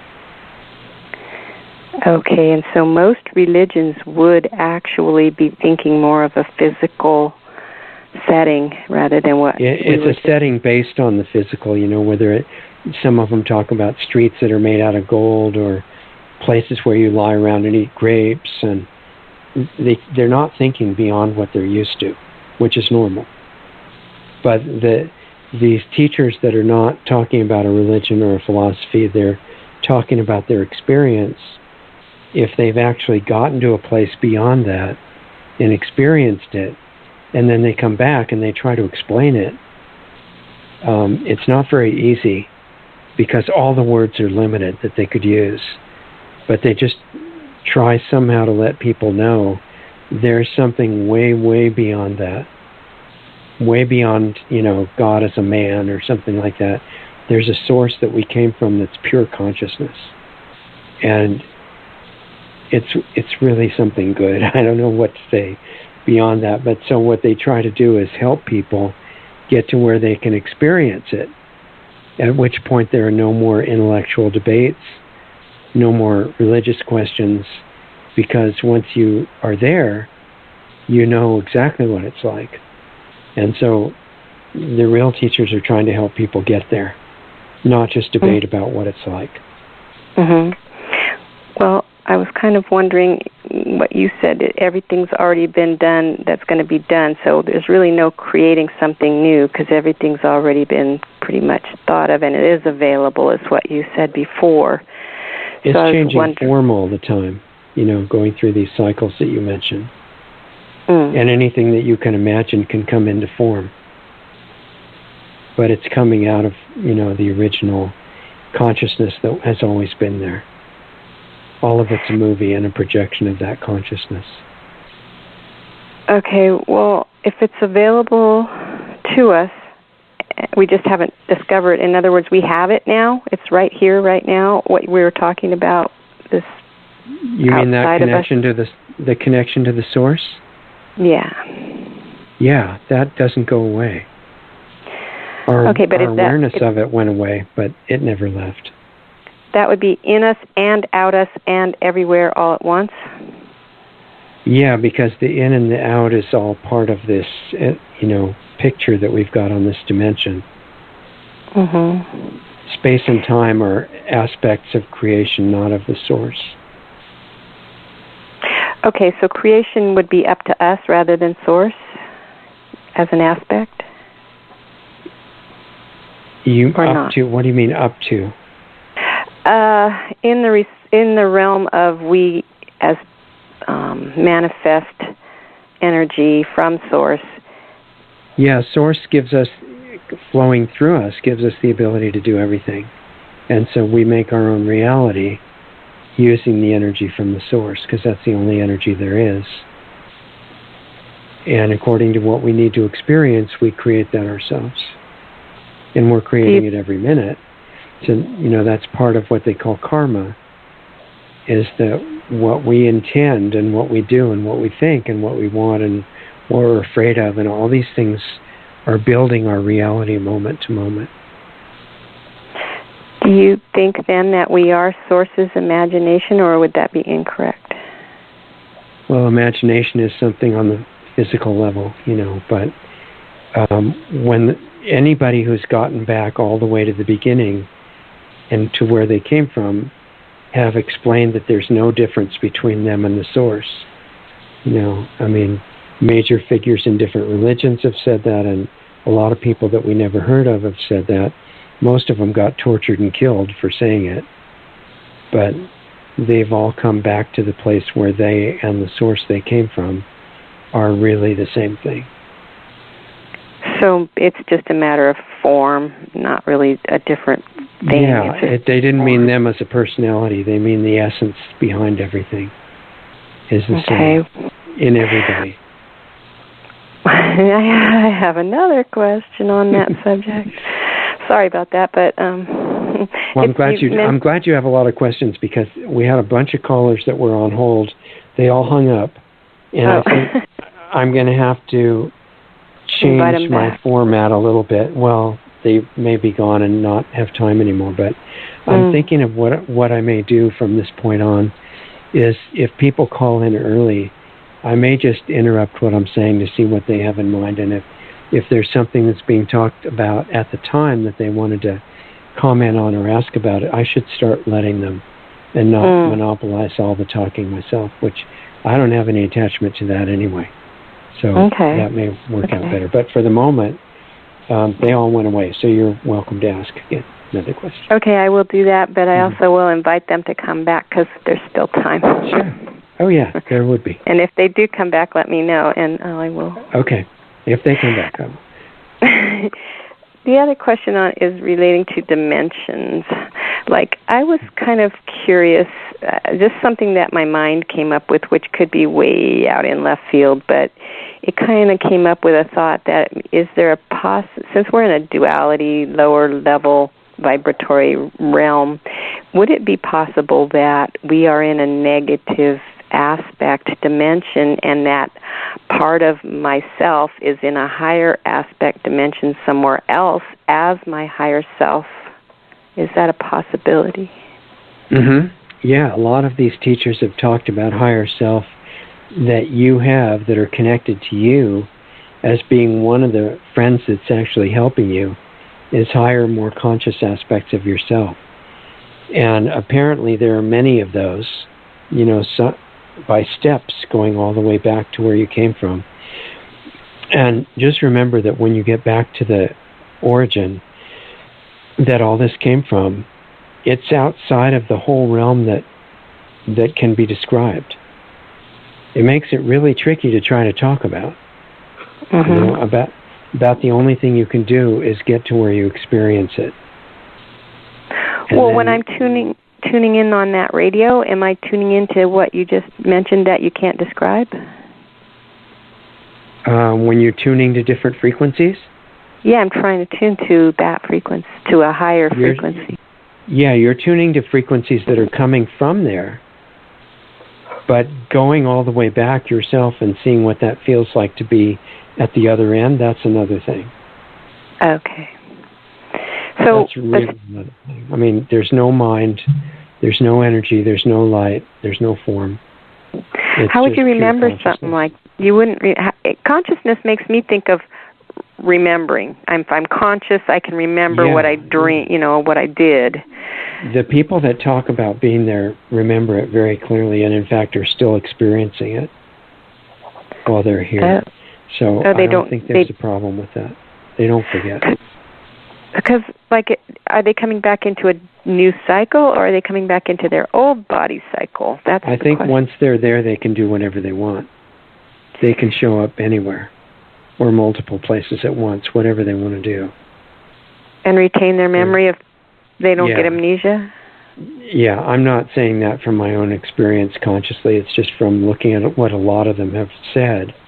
That goes together as they're not limited at that point. They can show up wherever they want in any kind of form. Oh, because they followed all the steps that it took to get there, maybe? They went all the way back. They have access to everything. Do you think it's possible to skip steps? On the way back? No, the way up there. Or it's not even up there. Yeah, the way to where we came from. I don't know what that means, because if you skipped steps, those steps were not necessary. So everything's perfect, in other words, on however the path orchestrated. Goes. Yeah, for you, it's all perfectly like it's all for you. And the steps that you need to go through that you decided would be good are the ones that you're going to have to do. Nobody else can interfere with that. Do you think then that part of me as a higher self already got there, maybe? Well, yeah, I mean, the semantics are, again, the thing that people are willing to argue and kill each other over semantics to show that they're right and everybody else is wrong. But I think, according to what everybody says who's gotten to that state, there never was a difference between you and that. It's just temporary imagining of being a limited, separate being that is not connected. And then you figure out when you get back that was not true, and there's always been only one being in existence.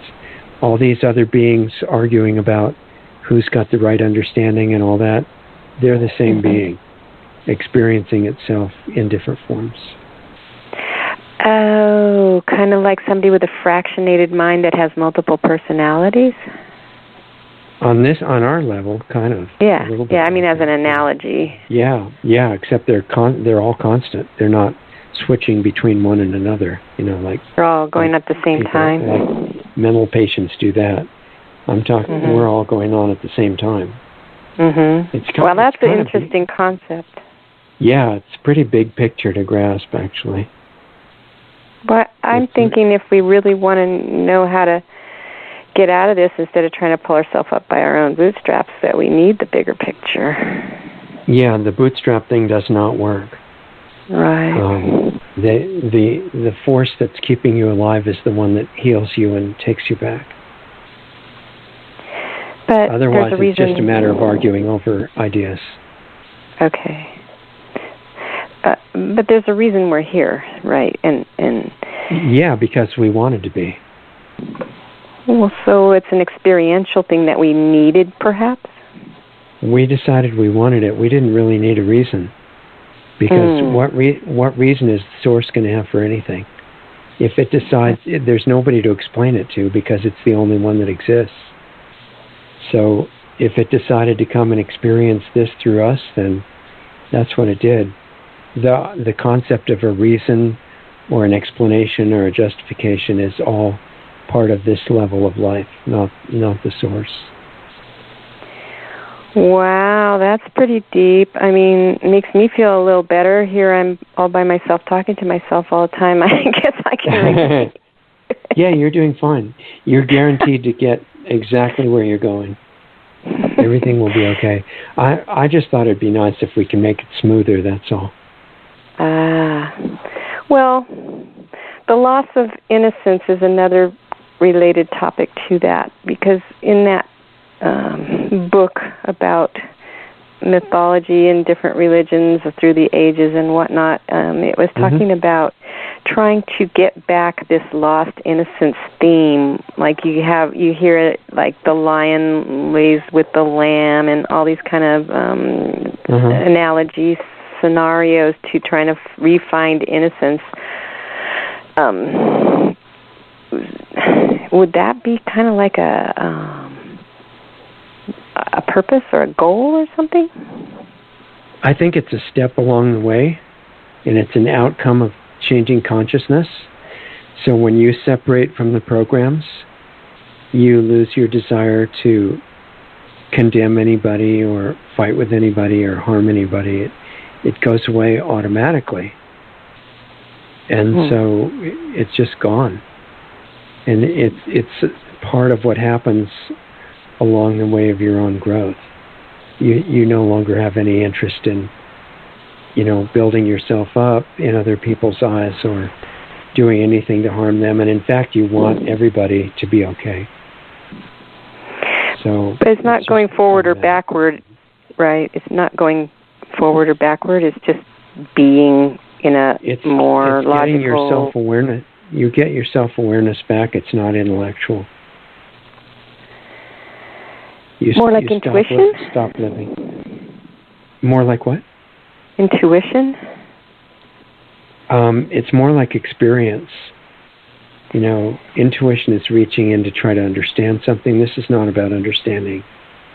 This is just once you get away from the network of the programs to a certain extent, you don't have any desire to hurt anybody, and you want everybody to be, to get what they need. And it's just automatic. It's not because you understand something. It's just how you feel when you get a little more conscious. It's actually, so it's not experiencing something outside yourself like being streetwise. It's more like experiencing the potential of what's inside myself, maybe? Yeah, it's like when you're no longer afraid of something. Mm-hmm. It's not necessarily because you have a new philosophy. It's because you got bigger, right? You're not threatened. And so when you get more conscious, you're not worried about the same stuff anymore.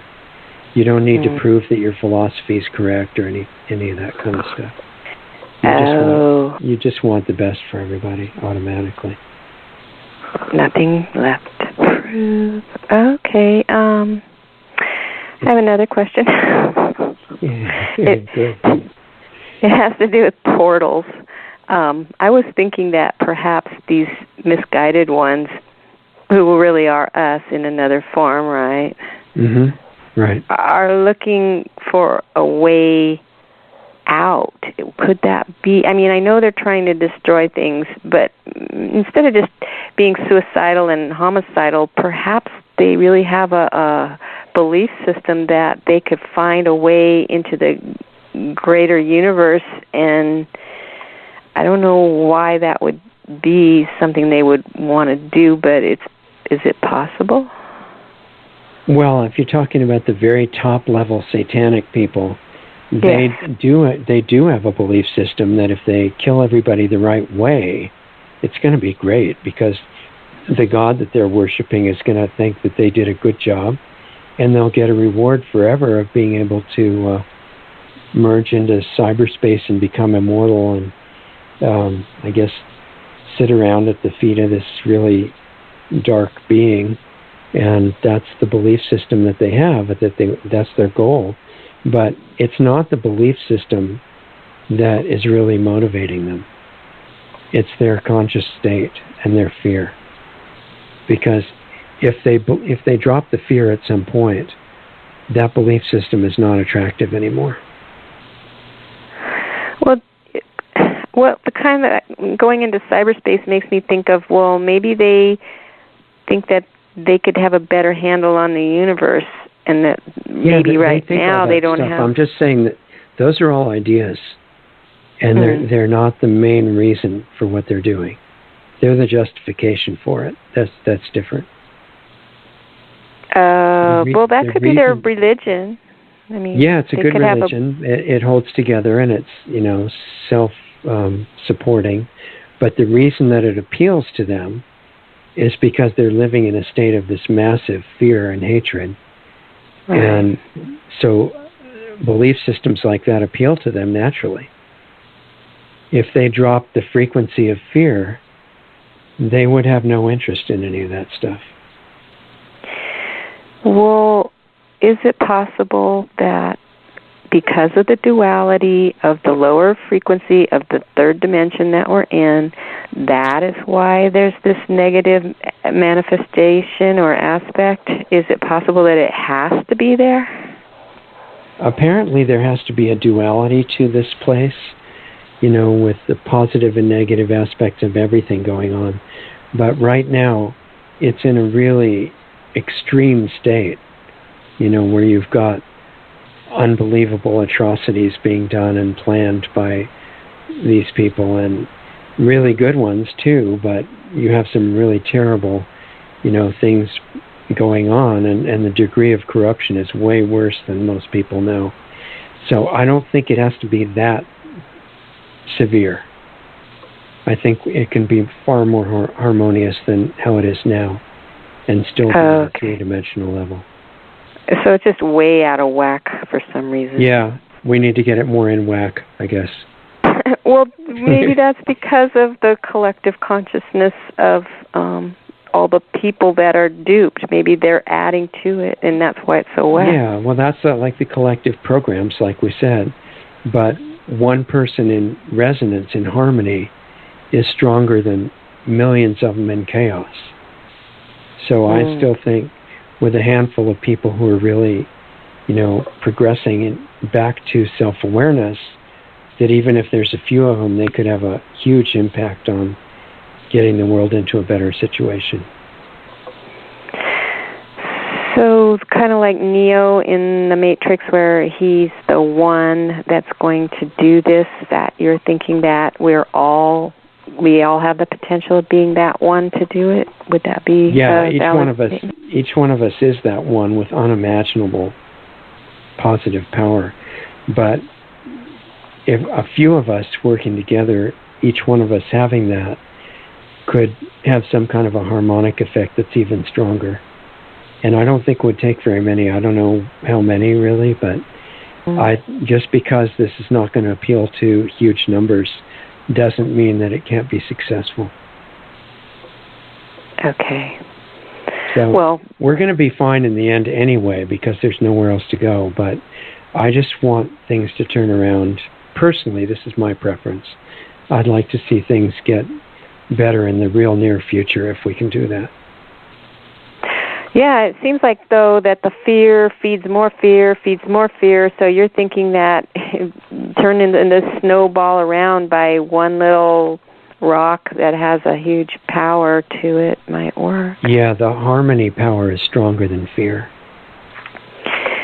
Well, I know I had stronger than fear.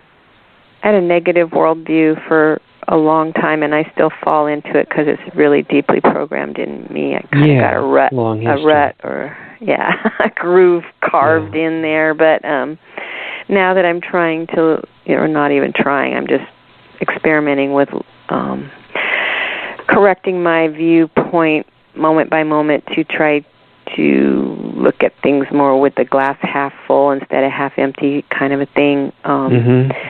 It's a world view is what I've learned or heard of, that I had a negative world view.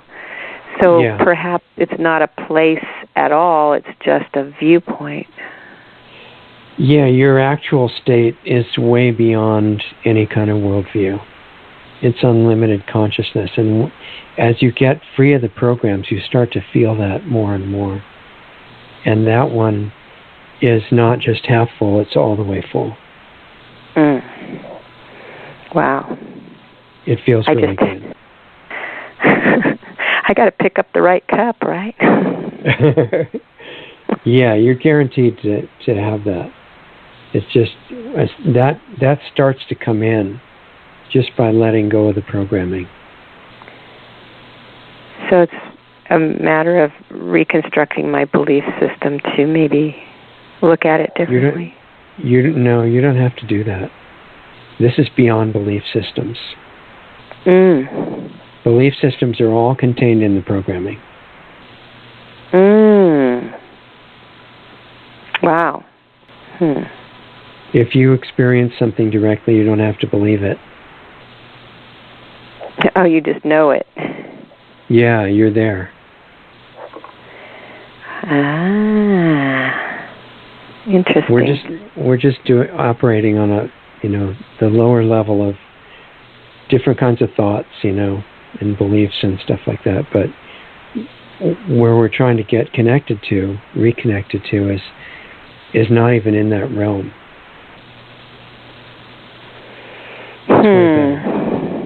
Well, so we're going to have to think of some language so we can try to look at what our goal really is. I mean, we got to be able to see the picture. And the only thing that I can think of right now is just helpful ideas of how to change what we're doing inside ourselves so that outcome will happen by itself. How we relate to ourselves?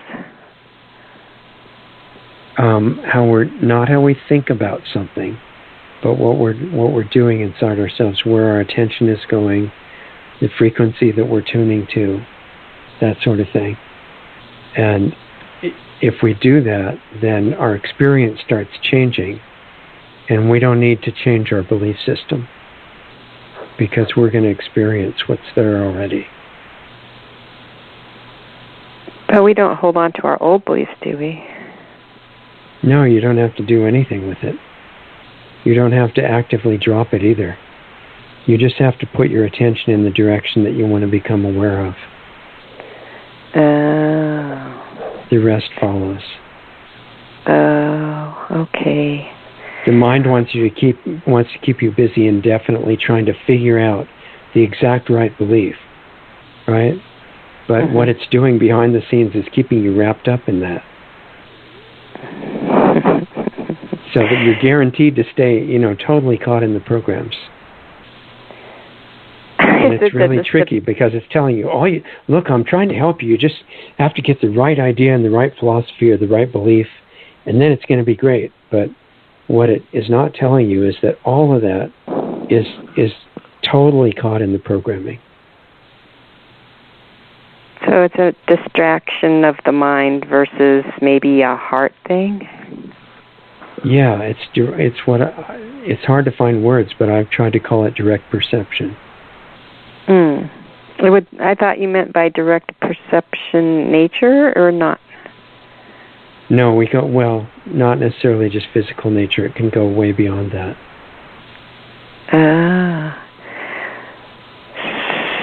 So the main thing that you want to perceive is higher and higher levels of yourself. Because as you get that awareness, you become aware of everything else. Well, if time doesn't exist in the higher and higher, then would that mean that time doesn't disappear and that the Earth would always be here, maybe? On this level, the Earth might be here, but, planets are also appearing and disappearing all the time. It's a really big picture. There are other galaxies and physical universes and things that are really big. And we're on this little tiny, microscopic little part of it. And these are appearing and disappearing all the time according to what's needed. Okay. Well, that makes me think of apoptosis in a cell, because that's a normal thing for cells to do. So I'm wondering if that's a normal thing for planets to do. It probably happens exactly at the time when everybody is finished with what they have to experience there. Not by chance. So, everything is perfect timing. Okay. What about portals? Can you tell me anything about that? Would the heart maybe be a portal to getting to that nirvana or whatever? I know, Drew Velo talked about that a lot, but I've talked to lots of his teachers and people who followed that for a long time, and I've never found one that's really experienced it the way that he said that they could. So I don't really have an answer for that. It's possible. And all the organs in the body have multiple layers of reality to them, including the heart. And so what it's connected to is probably very deep. But I think what happens is that rather than try to construct something to get to this nirvana state or wherever it is you want to get to, an awareness of what's really going on spiritually and things like that, rather than figuring out how to put that together, it's a matter of getting deeper and deeper relaxation so we drop the programming that we've had. And whatever is real comes in by itself. We don't have to create it.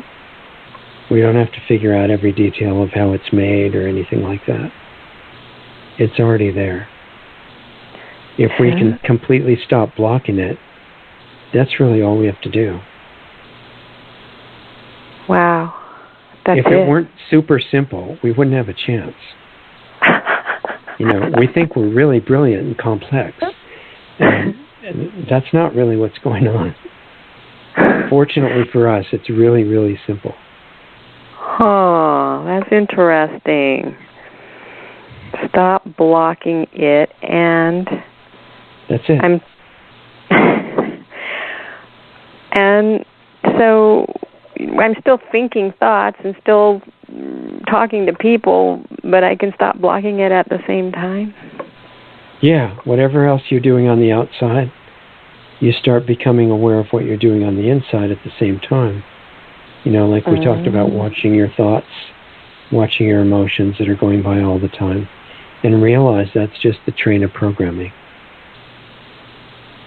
And you relax and stop thinking that's you and realize it's mind playing programs. Okay. Not me. So as far as me goes, am I individual or am I a collection? That's a good question. It's just complete, pure consciousness, and it's not the word. It's the thing that the word is trying to describe. And you're not going to get it by coming to the right idea in your intellect. You have to get it by experiencing it. And then you're going to be back in the same thing of how do I put it in words? And you do the best you can, but you can't convey it to somebody else unless you get them to do what they need to experience it too. Okay, and then you said... Everybody wants to be really complicated and figure it out. But you've got to go there and feel it. Okay. You also said that, oh boy, we all are where we need to be at the time we need to be there. So that would mean that we can't rush anything anyways. It's just going to be what it is as its own timing. That's right. Because when you get the urge to do a certain thing, it's because that was the time for you to do it.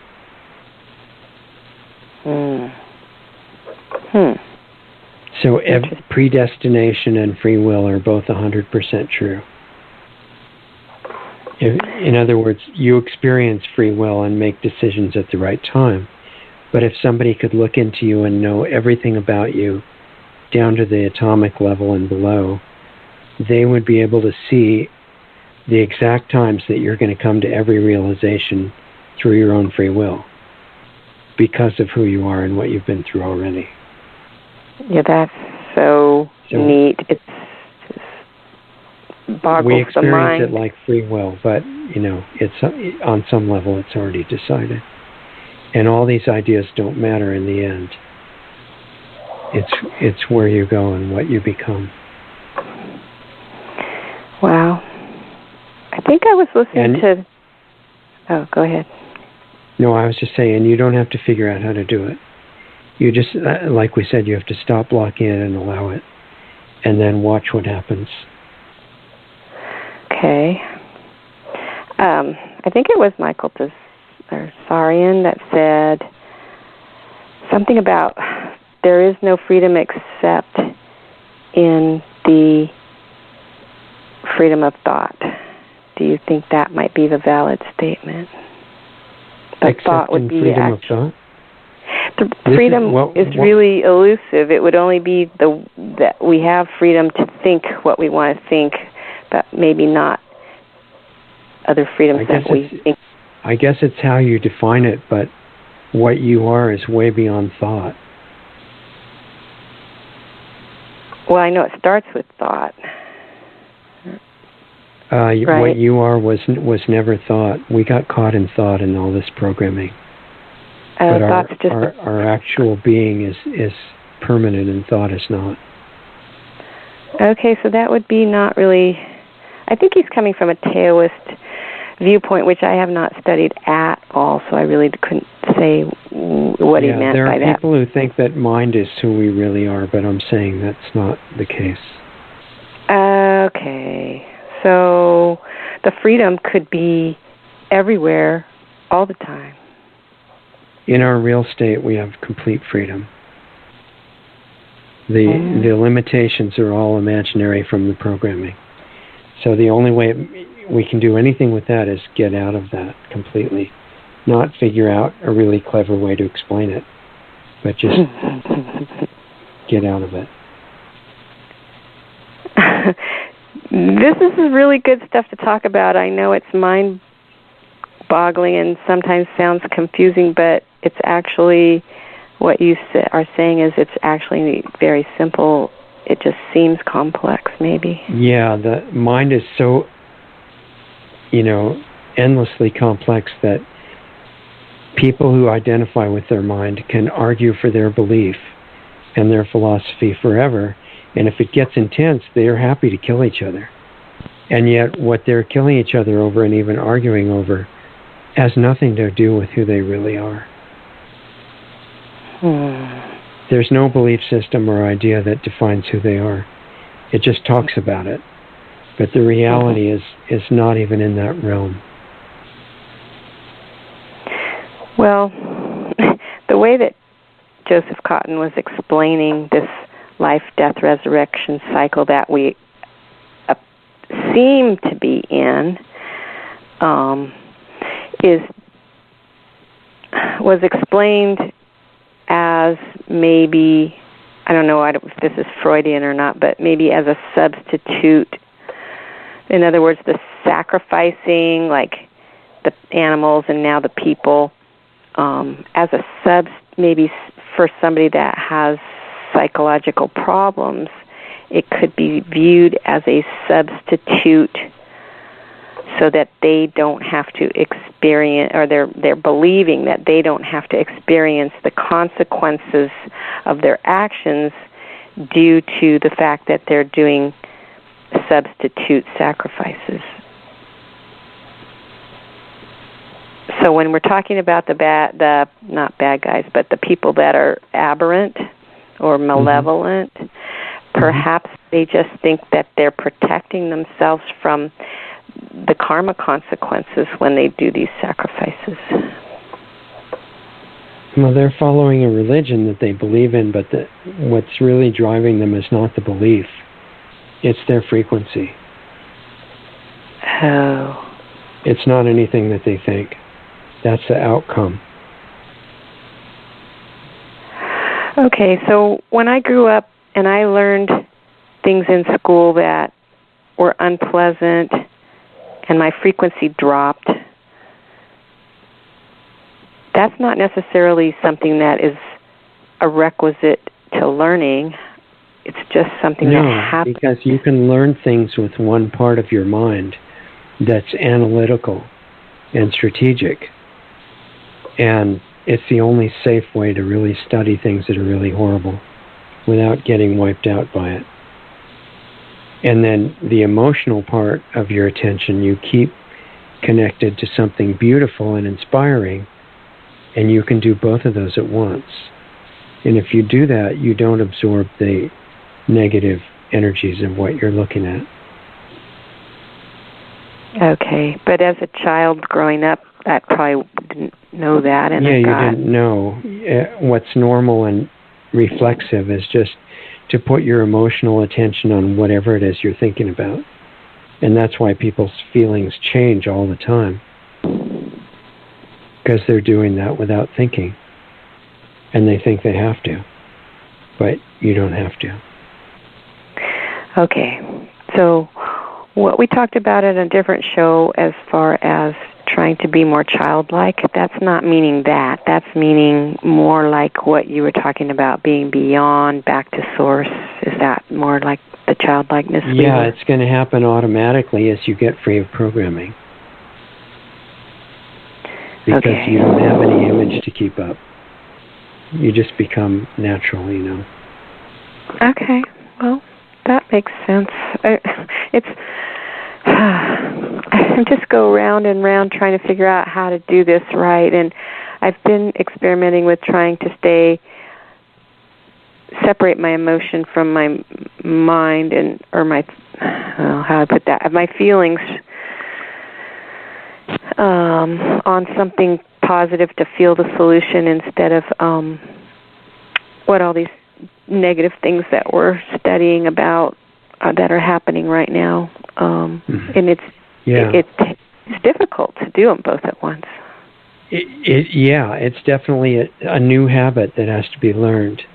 And there's a frequency that's coming in all the time that's beauty. And if you just scan for that and more learn how to lock into that, that's your first priority. And let that flood into your body all the time. And then if you have to be using your mind at the same time to look at some other things, That's secondary. But you don't drop the first thing to do that. Okay. None of these intellectual explanations matter. What matters is staying connected to that energy. And then as you learn how to make that stronger, then you can afford to think about the other nasty stuff at the same time. Priority is learning to hold on to that essence of beauty all the time. Everything else kind of follows. Yeah, the ideas and the explanations don't matter compared to that at all. Okay. Well, so as far as talking about looking inward, that's our first job, is we got to kind of pull all the bad stuff out to make room for the good stuff? No, you just have to let go of it. You don't have to attack it or go after it or pull it out or anything like that. Pull it out. Okay. Yeah. You can't do that. It's too complicated. If you just learn to observe it going by, and you start observing the thoughts and the emotions that go with them, and realize they're programs, and mind is projecting them to, as a control mechanism that it's learned, and you have this new perspective that you see it's just your kid playing a picture machine, and it never was you. You realize that and keep that awareness, and you learn to tune to this current, which is just beauty, essence. Then everything else becomes safe to do after that. Okay. Well, it's much simpler than what we're thinking.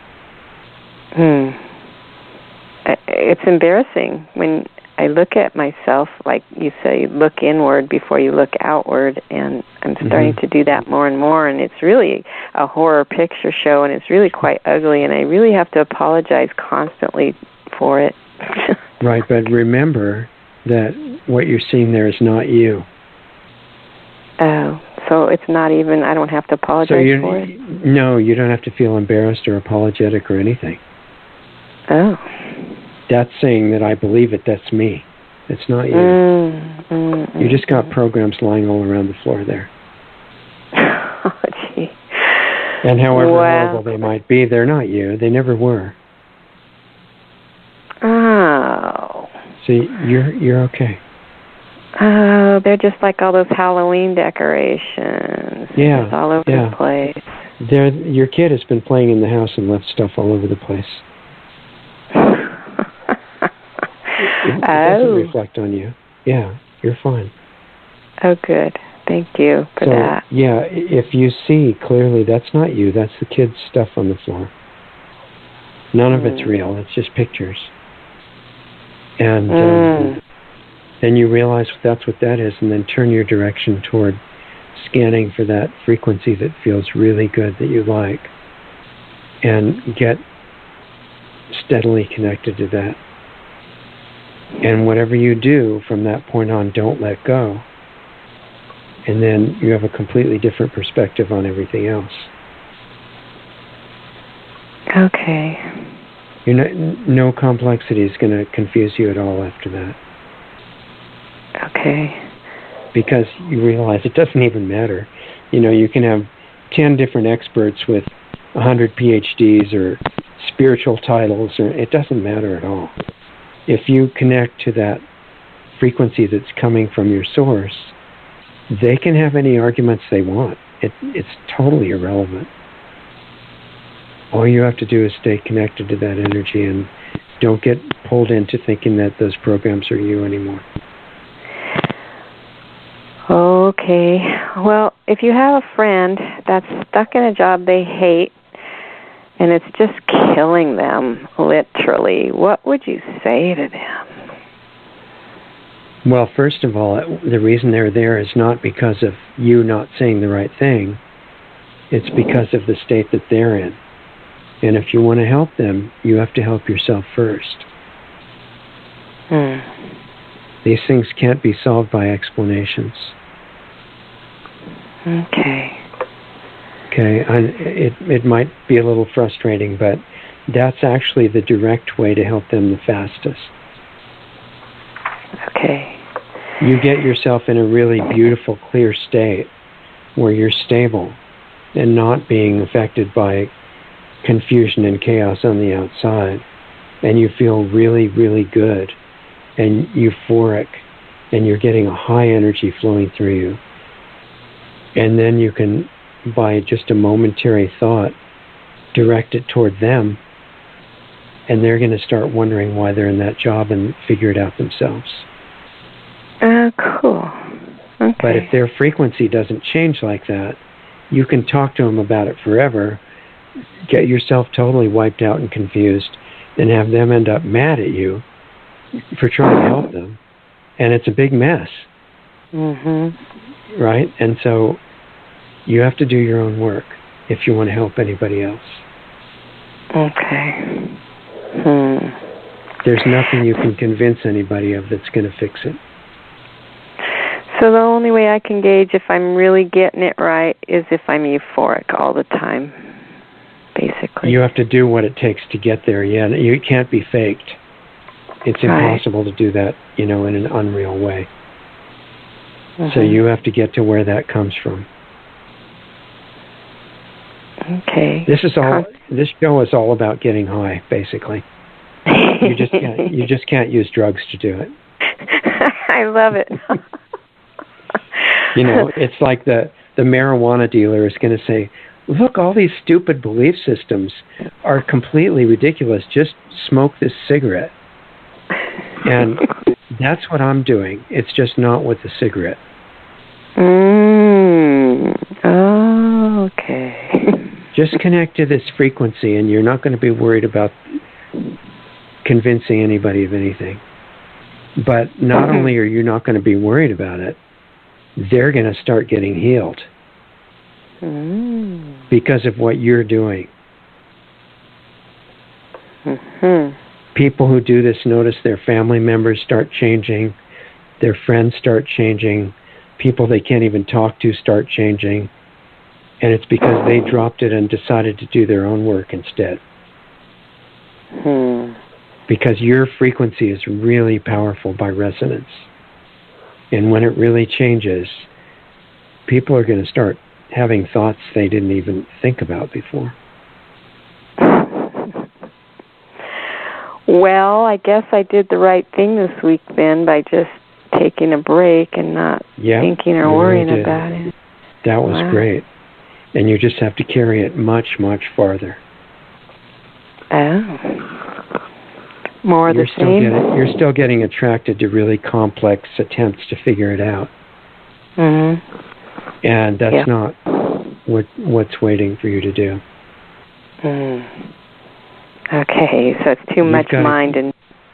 Yeah, way too much. You've got to get reconnected, and that's really a valuable use of the time if you do that. Like just if go you taking start walks doing out. That, you're going to start understanding things in a flash that you could never figure out in your mind in a year. Ooh. Yeah, I do get that too. I get answers to my own questions. Yeah. Connect more to that current if you want to understand things. Okay. Well, so just like taking a relaxed walk out in nature or something like that would be kind of... Yeah, but that would be great, but while you're taking the walk out in nature, scan in your feelings for this current that we're talking about. Okay. So that you can feel it coming in and just get into it more and more. Like a scanning radar beam that's trying to see where an incoming airplane is. It's definitely there. So if you start scanning for it in your feelings and pick it up, and then pick it up more, and then pick it up more, and let it consciously into your whole body, and you'll be able to tell whether you're doing that by how you feel on a long-term basis. And if you do that, you're going to understand things that you couldn't figure out any other way that I know of. Okay, so I can tell by if it just disappears or if it hangs in there. Yeah, your feelings are your feedback mechanism. So maybe it's reaching a point that I never experienced thoroughly before, and so it's going to be just a whole new thing that I really don't know what it feels like. Yes, and you don't have to know.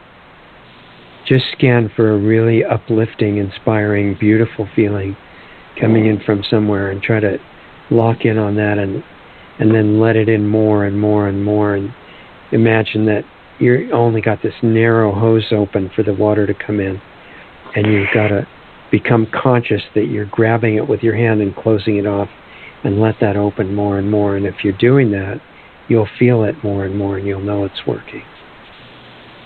Well, I get flashes of that every now and again. I know.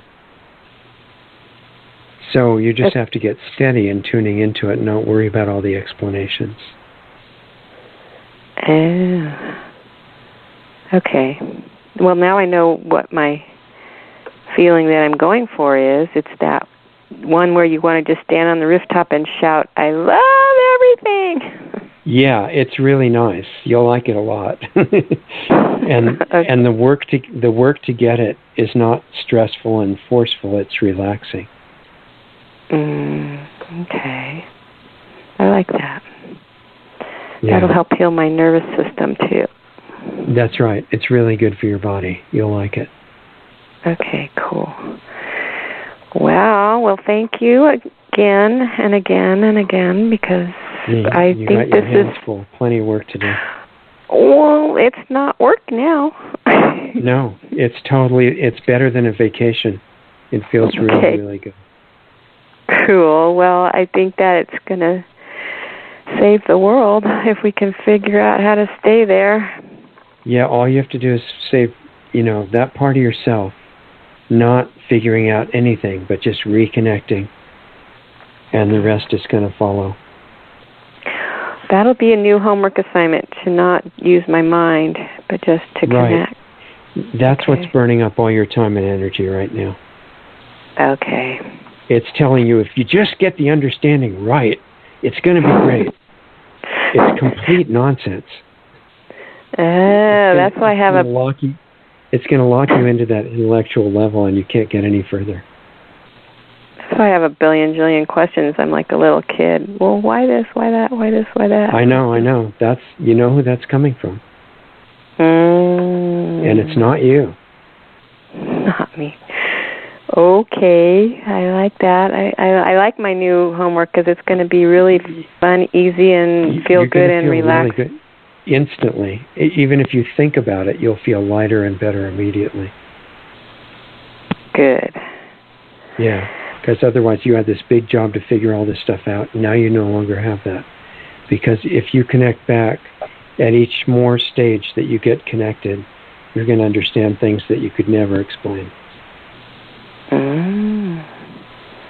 Okay, no more big discovery job. I'm out of there. I just quit my job. Exactly. You got a much bigger job now, and it's much nicer. All right. That's like quitting a job you hate for a job, trading it in for what you always wanted to do. Your new job is like being on vacation 24 hours a day. It's going to be a lot nicer. I'll take that one. I hope it pays good. No, as long as there's fruit trees, I'll be good. It pays everything. Okay, cool. Because the outside comes into harmony with it if you really do it. So there's the lost Eden or the paradise or whatever. It's really not a physical thing at all. Not in the end, no. There could be steps like that along the way, but where we're going is way beyond form. Okay, nice. Well, then there's nothing to fear about losing form, right? No, there's nothing to fear about anything. But if you do the work inside, the form tends to get better too. It may be better than form. Eventually it will be. But even the form level that you're on now tends to harmonize with what you're doing inside. It morphs. It changes. Yeah, it's attracted by resonance in a certain direction. It gets better. Okay. And so everything can get better, and we don't have to be stuck in any belief system or... It's lucky for us because we can't handle anything complex anyway, really. Right. We need something super simple in order to really do it, which fortunately We have. Neat. Yeah. All right. Well, thank you again. You're welcome. Keep up the good work, and I'm really, really glad that we got to talk and that all these things are going to come out and more people are going to pick up on it, especially now that everybody's scared half to death. Then they can probably really start to say, is there a better way? Yeah, exactly. And all of it is the PowerPoint of you doing it just in yourself. Okay. All righty. PowerPoint. Like it. Yeah. So. Okay. Let us know what happened. Blessings, and talk to you later. Okay. All right. Have a good rest. I will. Thank you. Okay. See ya. Bye. Hi, Emily. I think you're in Missouri, right? Are you there? Oh, sorry. I had the phone through my car speakers. Hi, how are you doing tonight, Richard? I'm doing fine. Nice to hear your voice. What's going on? Oh, I actually hadn't even pressed 1. I didn't have anything very enlightening to say tonight, but I'm glad you brought me on just to say hi anyway. Oh, okay. I'm sorry. I thought maybe you had a question. If you're just listening, it's fine, though. Yeah, I mean, there's always something to talk about, but you might have some things to tell everyone tonight instead. Yeah, I've got a little bit of wrapping up, and I think John is one of the people who's waiting to say something, but right, yeah, I'd love to hear what he has. Thanks for all the help that you're doing on Facebook and everything. I really appreciate it. It's my pleasure. I've been learning a lot along the way. It's been a really great experience. Good. Okay, so you want to just listen for a while? We're going to wrap it up in a few minutes anyway. Yeah, I'm excited to hear from John. I'll talk to you later. Okay, thanks, Emily. Talk to you in a while. Bye. Okay, John, we got a few minutes. What's going on with you? Not much. I say good evening to you, Doug, and all the other listeners. Thank you. And for a great show that you and Dee, the conversation you had with Dee was pretty fantastic. So I really appreciate it. I couldn't tell whether it would be everybody would be thinking, oh, this is really stupid, boring stuff, or what. No, but that's why I got a call in to say it was a great show. It was basically a great conversation that really helped me to understand some of the stuff that's been coming up in my own work. And so every time I thought, okay, that makes sense, and then basically it answered another one that I had. I'm like, oh wow, it just the way your conversations unfold with Dee are just really great. I really appreciate them. I thought she had a lot of really good questions. She gets, like everybody, she gets caught in the complexity of the mind programs. It doesn't end. Once you fall into that, it goes on forever. And then you can add little extra features like feeling condescending and bad toward everybody else because their explanation is wrong and yours is right. And it just, all it really does is it keeps you completely separated from the experiential level, which is where we're trying to get to. Right. And like you said, sometimes just the frustration is there when you want to, there's people that you care for, that you want to help, and it's not about basically doing it. I know, and you try to do it on the outside because that looks like the way to do it.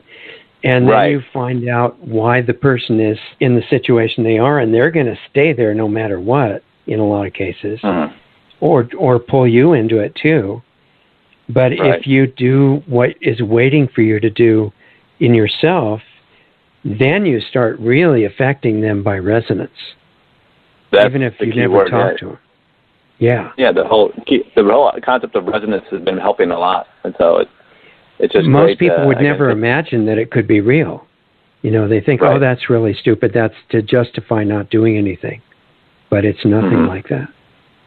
Oh no, because there's still a lot of work, like you said, to do on the inside. So it's not like you're doing anything. It's a lot of work. So yeah, you're expected to work like constantly, but not under stress or pressure. Exactly. So like you were telling Dee, it's like it's work, but it's not work because you enjoy doing it. So it's kind of a weird way to try to explain it because you're relaxing. So, but you're working to relax, but it's not really work. So it's a funny play. Yeah, I can remember going on vacation, for 2 weeks in the summer with my parents when I was a little kid. And something really bothered me about that because the vacations were fantastic. And then we had to come home. And that was horrible, because you got back to an everyday life that you didn't like. And I thought, this is not natural. I mean, people should be really enjoying their whole life. And then I found out, yeah, well, that's true, actually. And it's an internal change that we lost touch with. But it's still there if we, at some point, want to get it back. Right. And you've got to work against this programming that you get here, particularly in this country, where if you're relaxing, you're not being efficient, you're not basically being productive, and those are not good things. And so you've got to learn to let go of that. That's a yeah, and there's this constant complexity, you know, and constant judgment about who's right and who's wrong and who has to be straightened out, and how we can just figure out a way to pressure people into doing the right thing and stuff. And strategically, you might sometime have to do that if you've got, you know, a government representative that wants to fluoridate everybody, and you have to work with people that are going to change that. But that's not really the work that you're doing. You know, while you're on the anti-fluoridation committee, 24 hours a day, you have your real work to do. And that's that's 100% demanding, and one of the things it demands on a level that you can do even if you're digging a ditch. Right. You know, it's really hard to explain, but I think you know what we're talking about. Yeah, and many people have tried to explain the mindless state, and again, I'm sure many people have tried to explain it, use different terms for it. But once you start tuning into it, you start feeling really lighter and happier, and you're not just drugging yourself out. What happens is that as you get in tune with it, you start having a powerful effect on everybody else, even without saying anything, or even if you're carrying on mundane conversations. You know, if you're truly in that state, you can say hello and change somebody's life with no further explanation. Yeah, and you get there.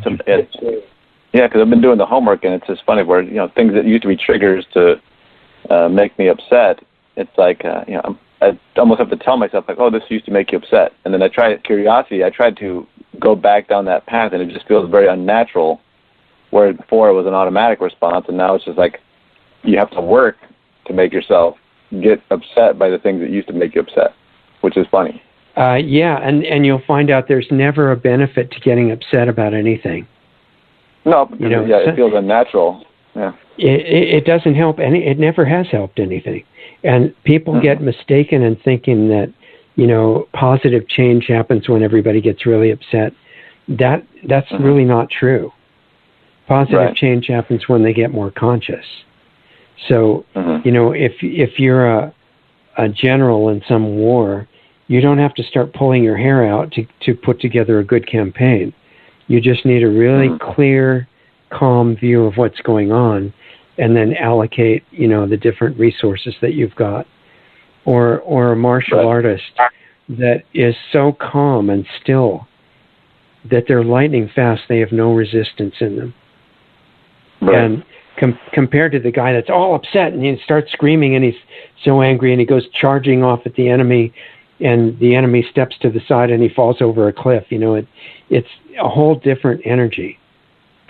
One is, like you said, unlimited. Getting angry is a waste of energy. I mean, that's it's a complete burning up of your energy. You can see over years that people who try to do it that way start looking really old and wiped out.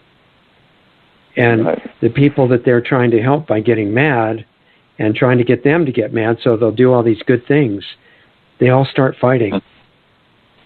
Right. Even in a good cause. Right. And nothing productive, nothing positive comes out of that.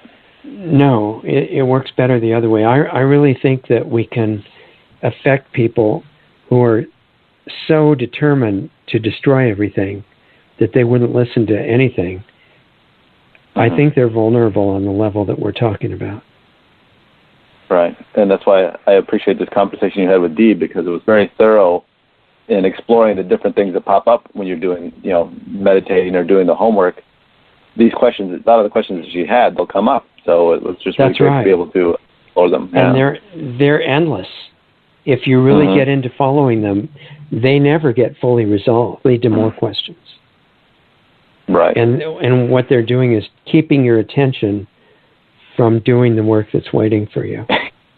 It's just a distracting trap. That it's the old worry of mind that if it doesn't keep your attention all the time, you're going to abandon it again. That's what it feels like, yeah. Yeah, it's so simple compared to what it looks like, because the mind can come up with the most incredibly complex, justified, self-righteous, condescending, condemning trains of thought that it's obviously right and everybody else is wrong. And it's like, that Dr. Seuss thing that I brought up before of the guy who comes into the castle and comes out with a wheelbarrow full of dirty straw, and the guards keep inspecting it to see if he's got some diamonds in there that he's stealing under the straw or something, and they can't find anything and let him out. He does it like 50 times and doesn't come back, and they find out in the end he was stealing the wheelbarrows. And they never thought of that. And, that's like the mind is coming up with these incredibly justified, impressively complex, very brilliant thought patterns, right? But it was never about any of that. It was about all of our attention in endless intellectual, chasing that is never going to go anywhere, except for a feeling of self-righteousness that then has to be defended, gets you into more arguments in the future, and you start having this picture of yourself as the person who's right, and you're missing the whole point because you're not even mind at all. You're something way beyond that. And if we can get in touch with that while we're still here and not fall into all that mess, then the power that we have to help things here can open up. And I'd really like to see that happen if it can. Right. And I think some of the tips that you gave us today when you were talking to Dee were very helpful. And there were some new ones you gave and discussed that were really helpful. So I really appreciate that. Good. So going around in circles like that may have some positive outcome. Well, it's not. I wouldn't say circle. It's basically, a circle within a circle within a circle, and you mean just. It felt like we were going somewhere every time. It seemed like we'd be in a circle, but it seemed like it's going somewhere. It's very interconnected and complex, and you never think about the stealing wheelbarrows thing. That, wait a minute, my job is not figuring out the exact outcome of all this logic. My job is to detach from this low-level, endless thought pattern, because it's a program being projected by mind. None of it was mine to begin with. Right. And you start realizing, have I been forgetting to scan for and connect to that current of beauty, which is what I'm hoping to bring into the world? Right. And it's not contained in the mental arguments. Right. No, that just looking for the feeling of euphoria, which you were talking about with in the conversation, that's really helpful, because it's not about coming to some thought pattern that's going to basically, somehow... No, you still feel just as fearful and confused as ever. Right. You're holding on to the idea that you're right, and it's no comfort in that at all. No. It's just, but you were saying, finding that feeling of just happiness that's, significant and unique and distinct, unlike any other kind that you felt before. That's going to be the key to basically knowing you've kind of reached the right frequency that you want to tune into. Yeah, exactly. You've got that feedback. So hopefully we'll that's going to be do a good job with that.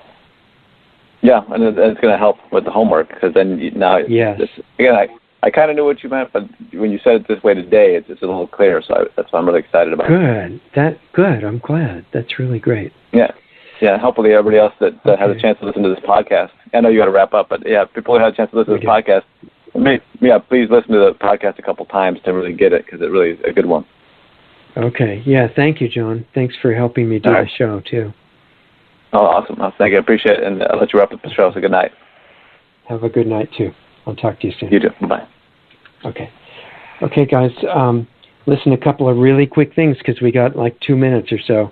One is I want to apologize for all the callers that we had before that couldn't wait long enough for me to get through all my long talking about, what I had felt like I had to get through.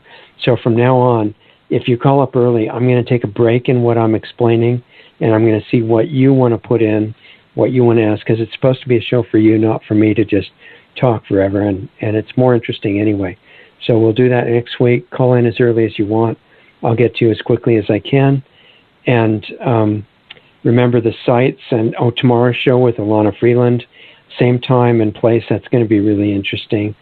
Both sites, the LostArtsRadio.com and the Lost Arts Research Institute.org, the free forum on LostArtsRadio.com, the new Facebook group that Emily helped us put together, free newsletter that you can sign up for with an email address.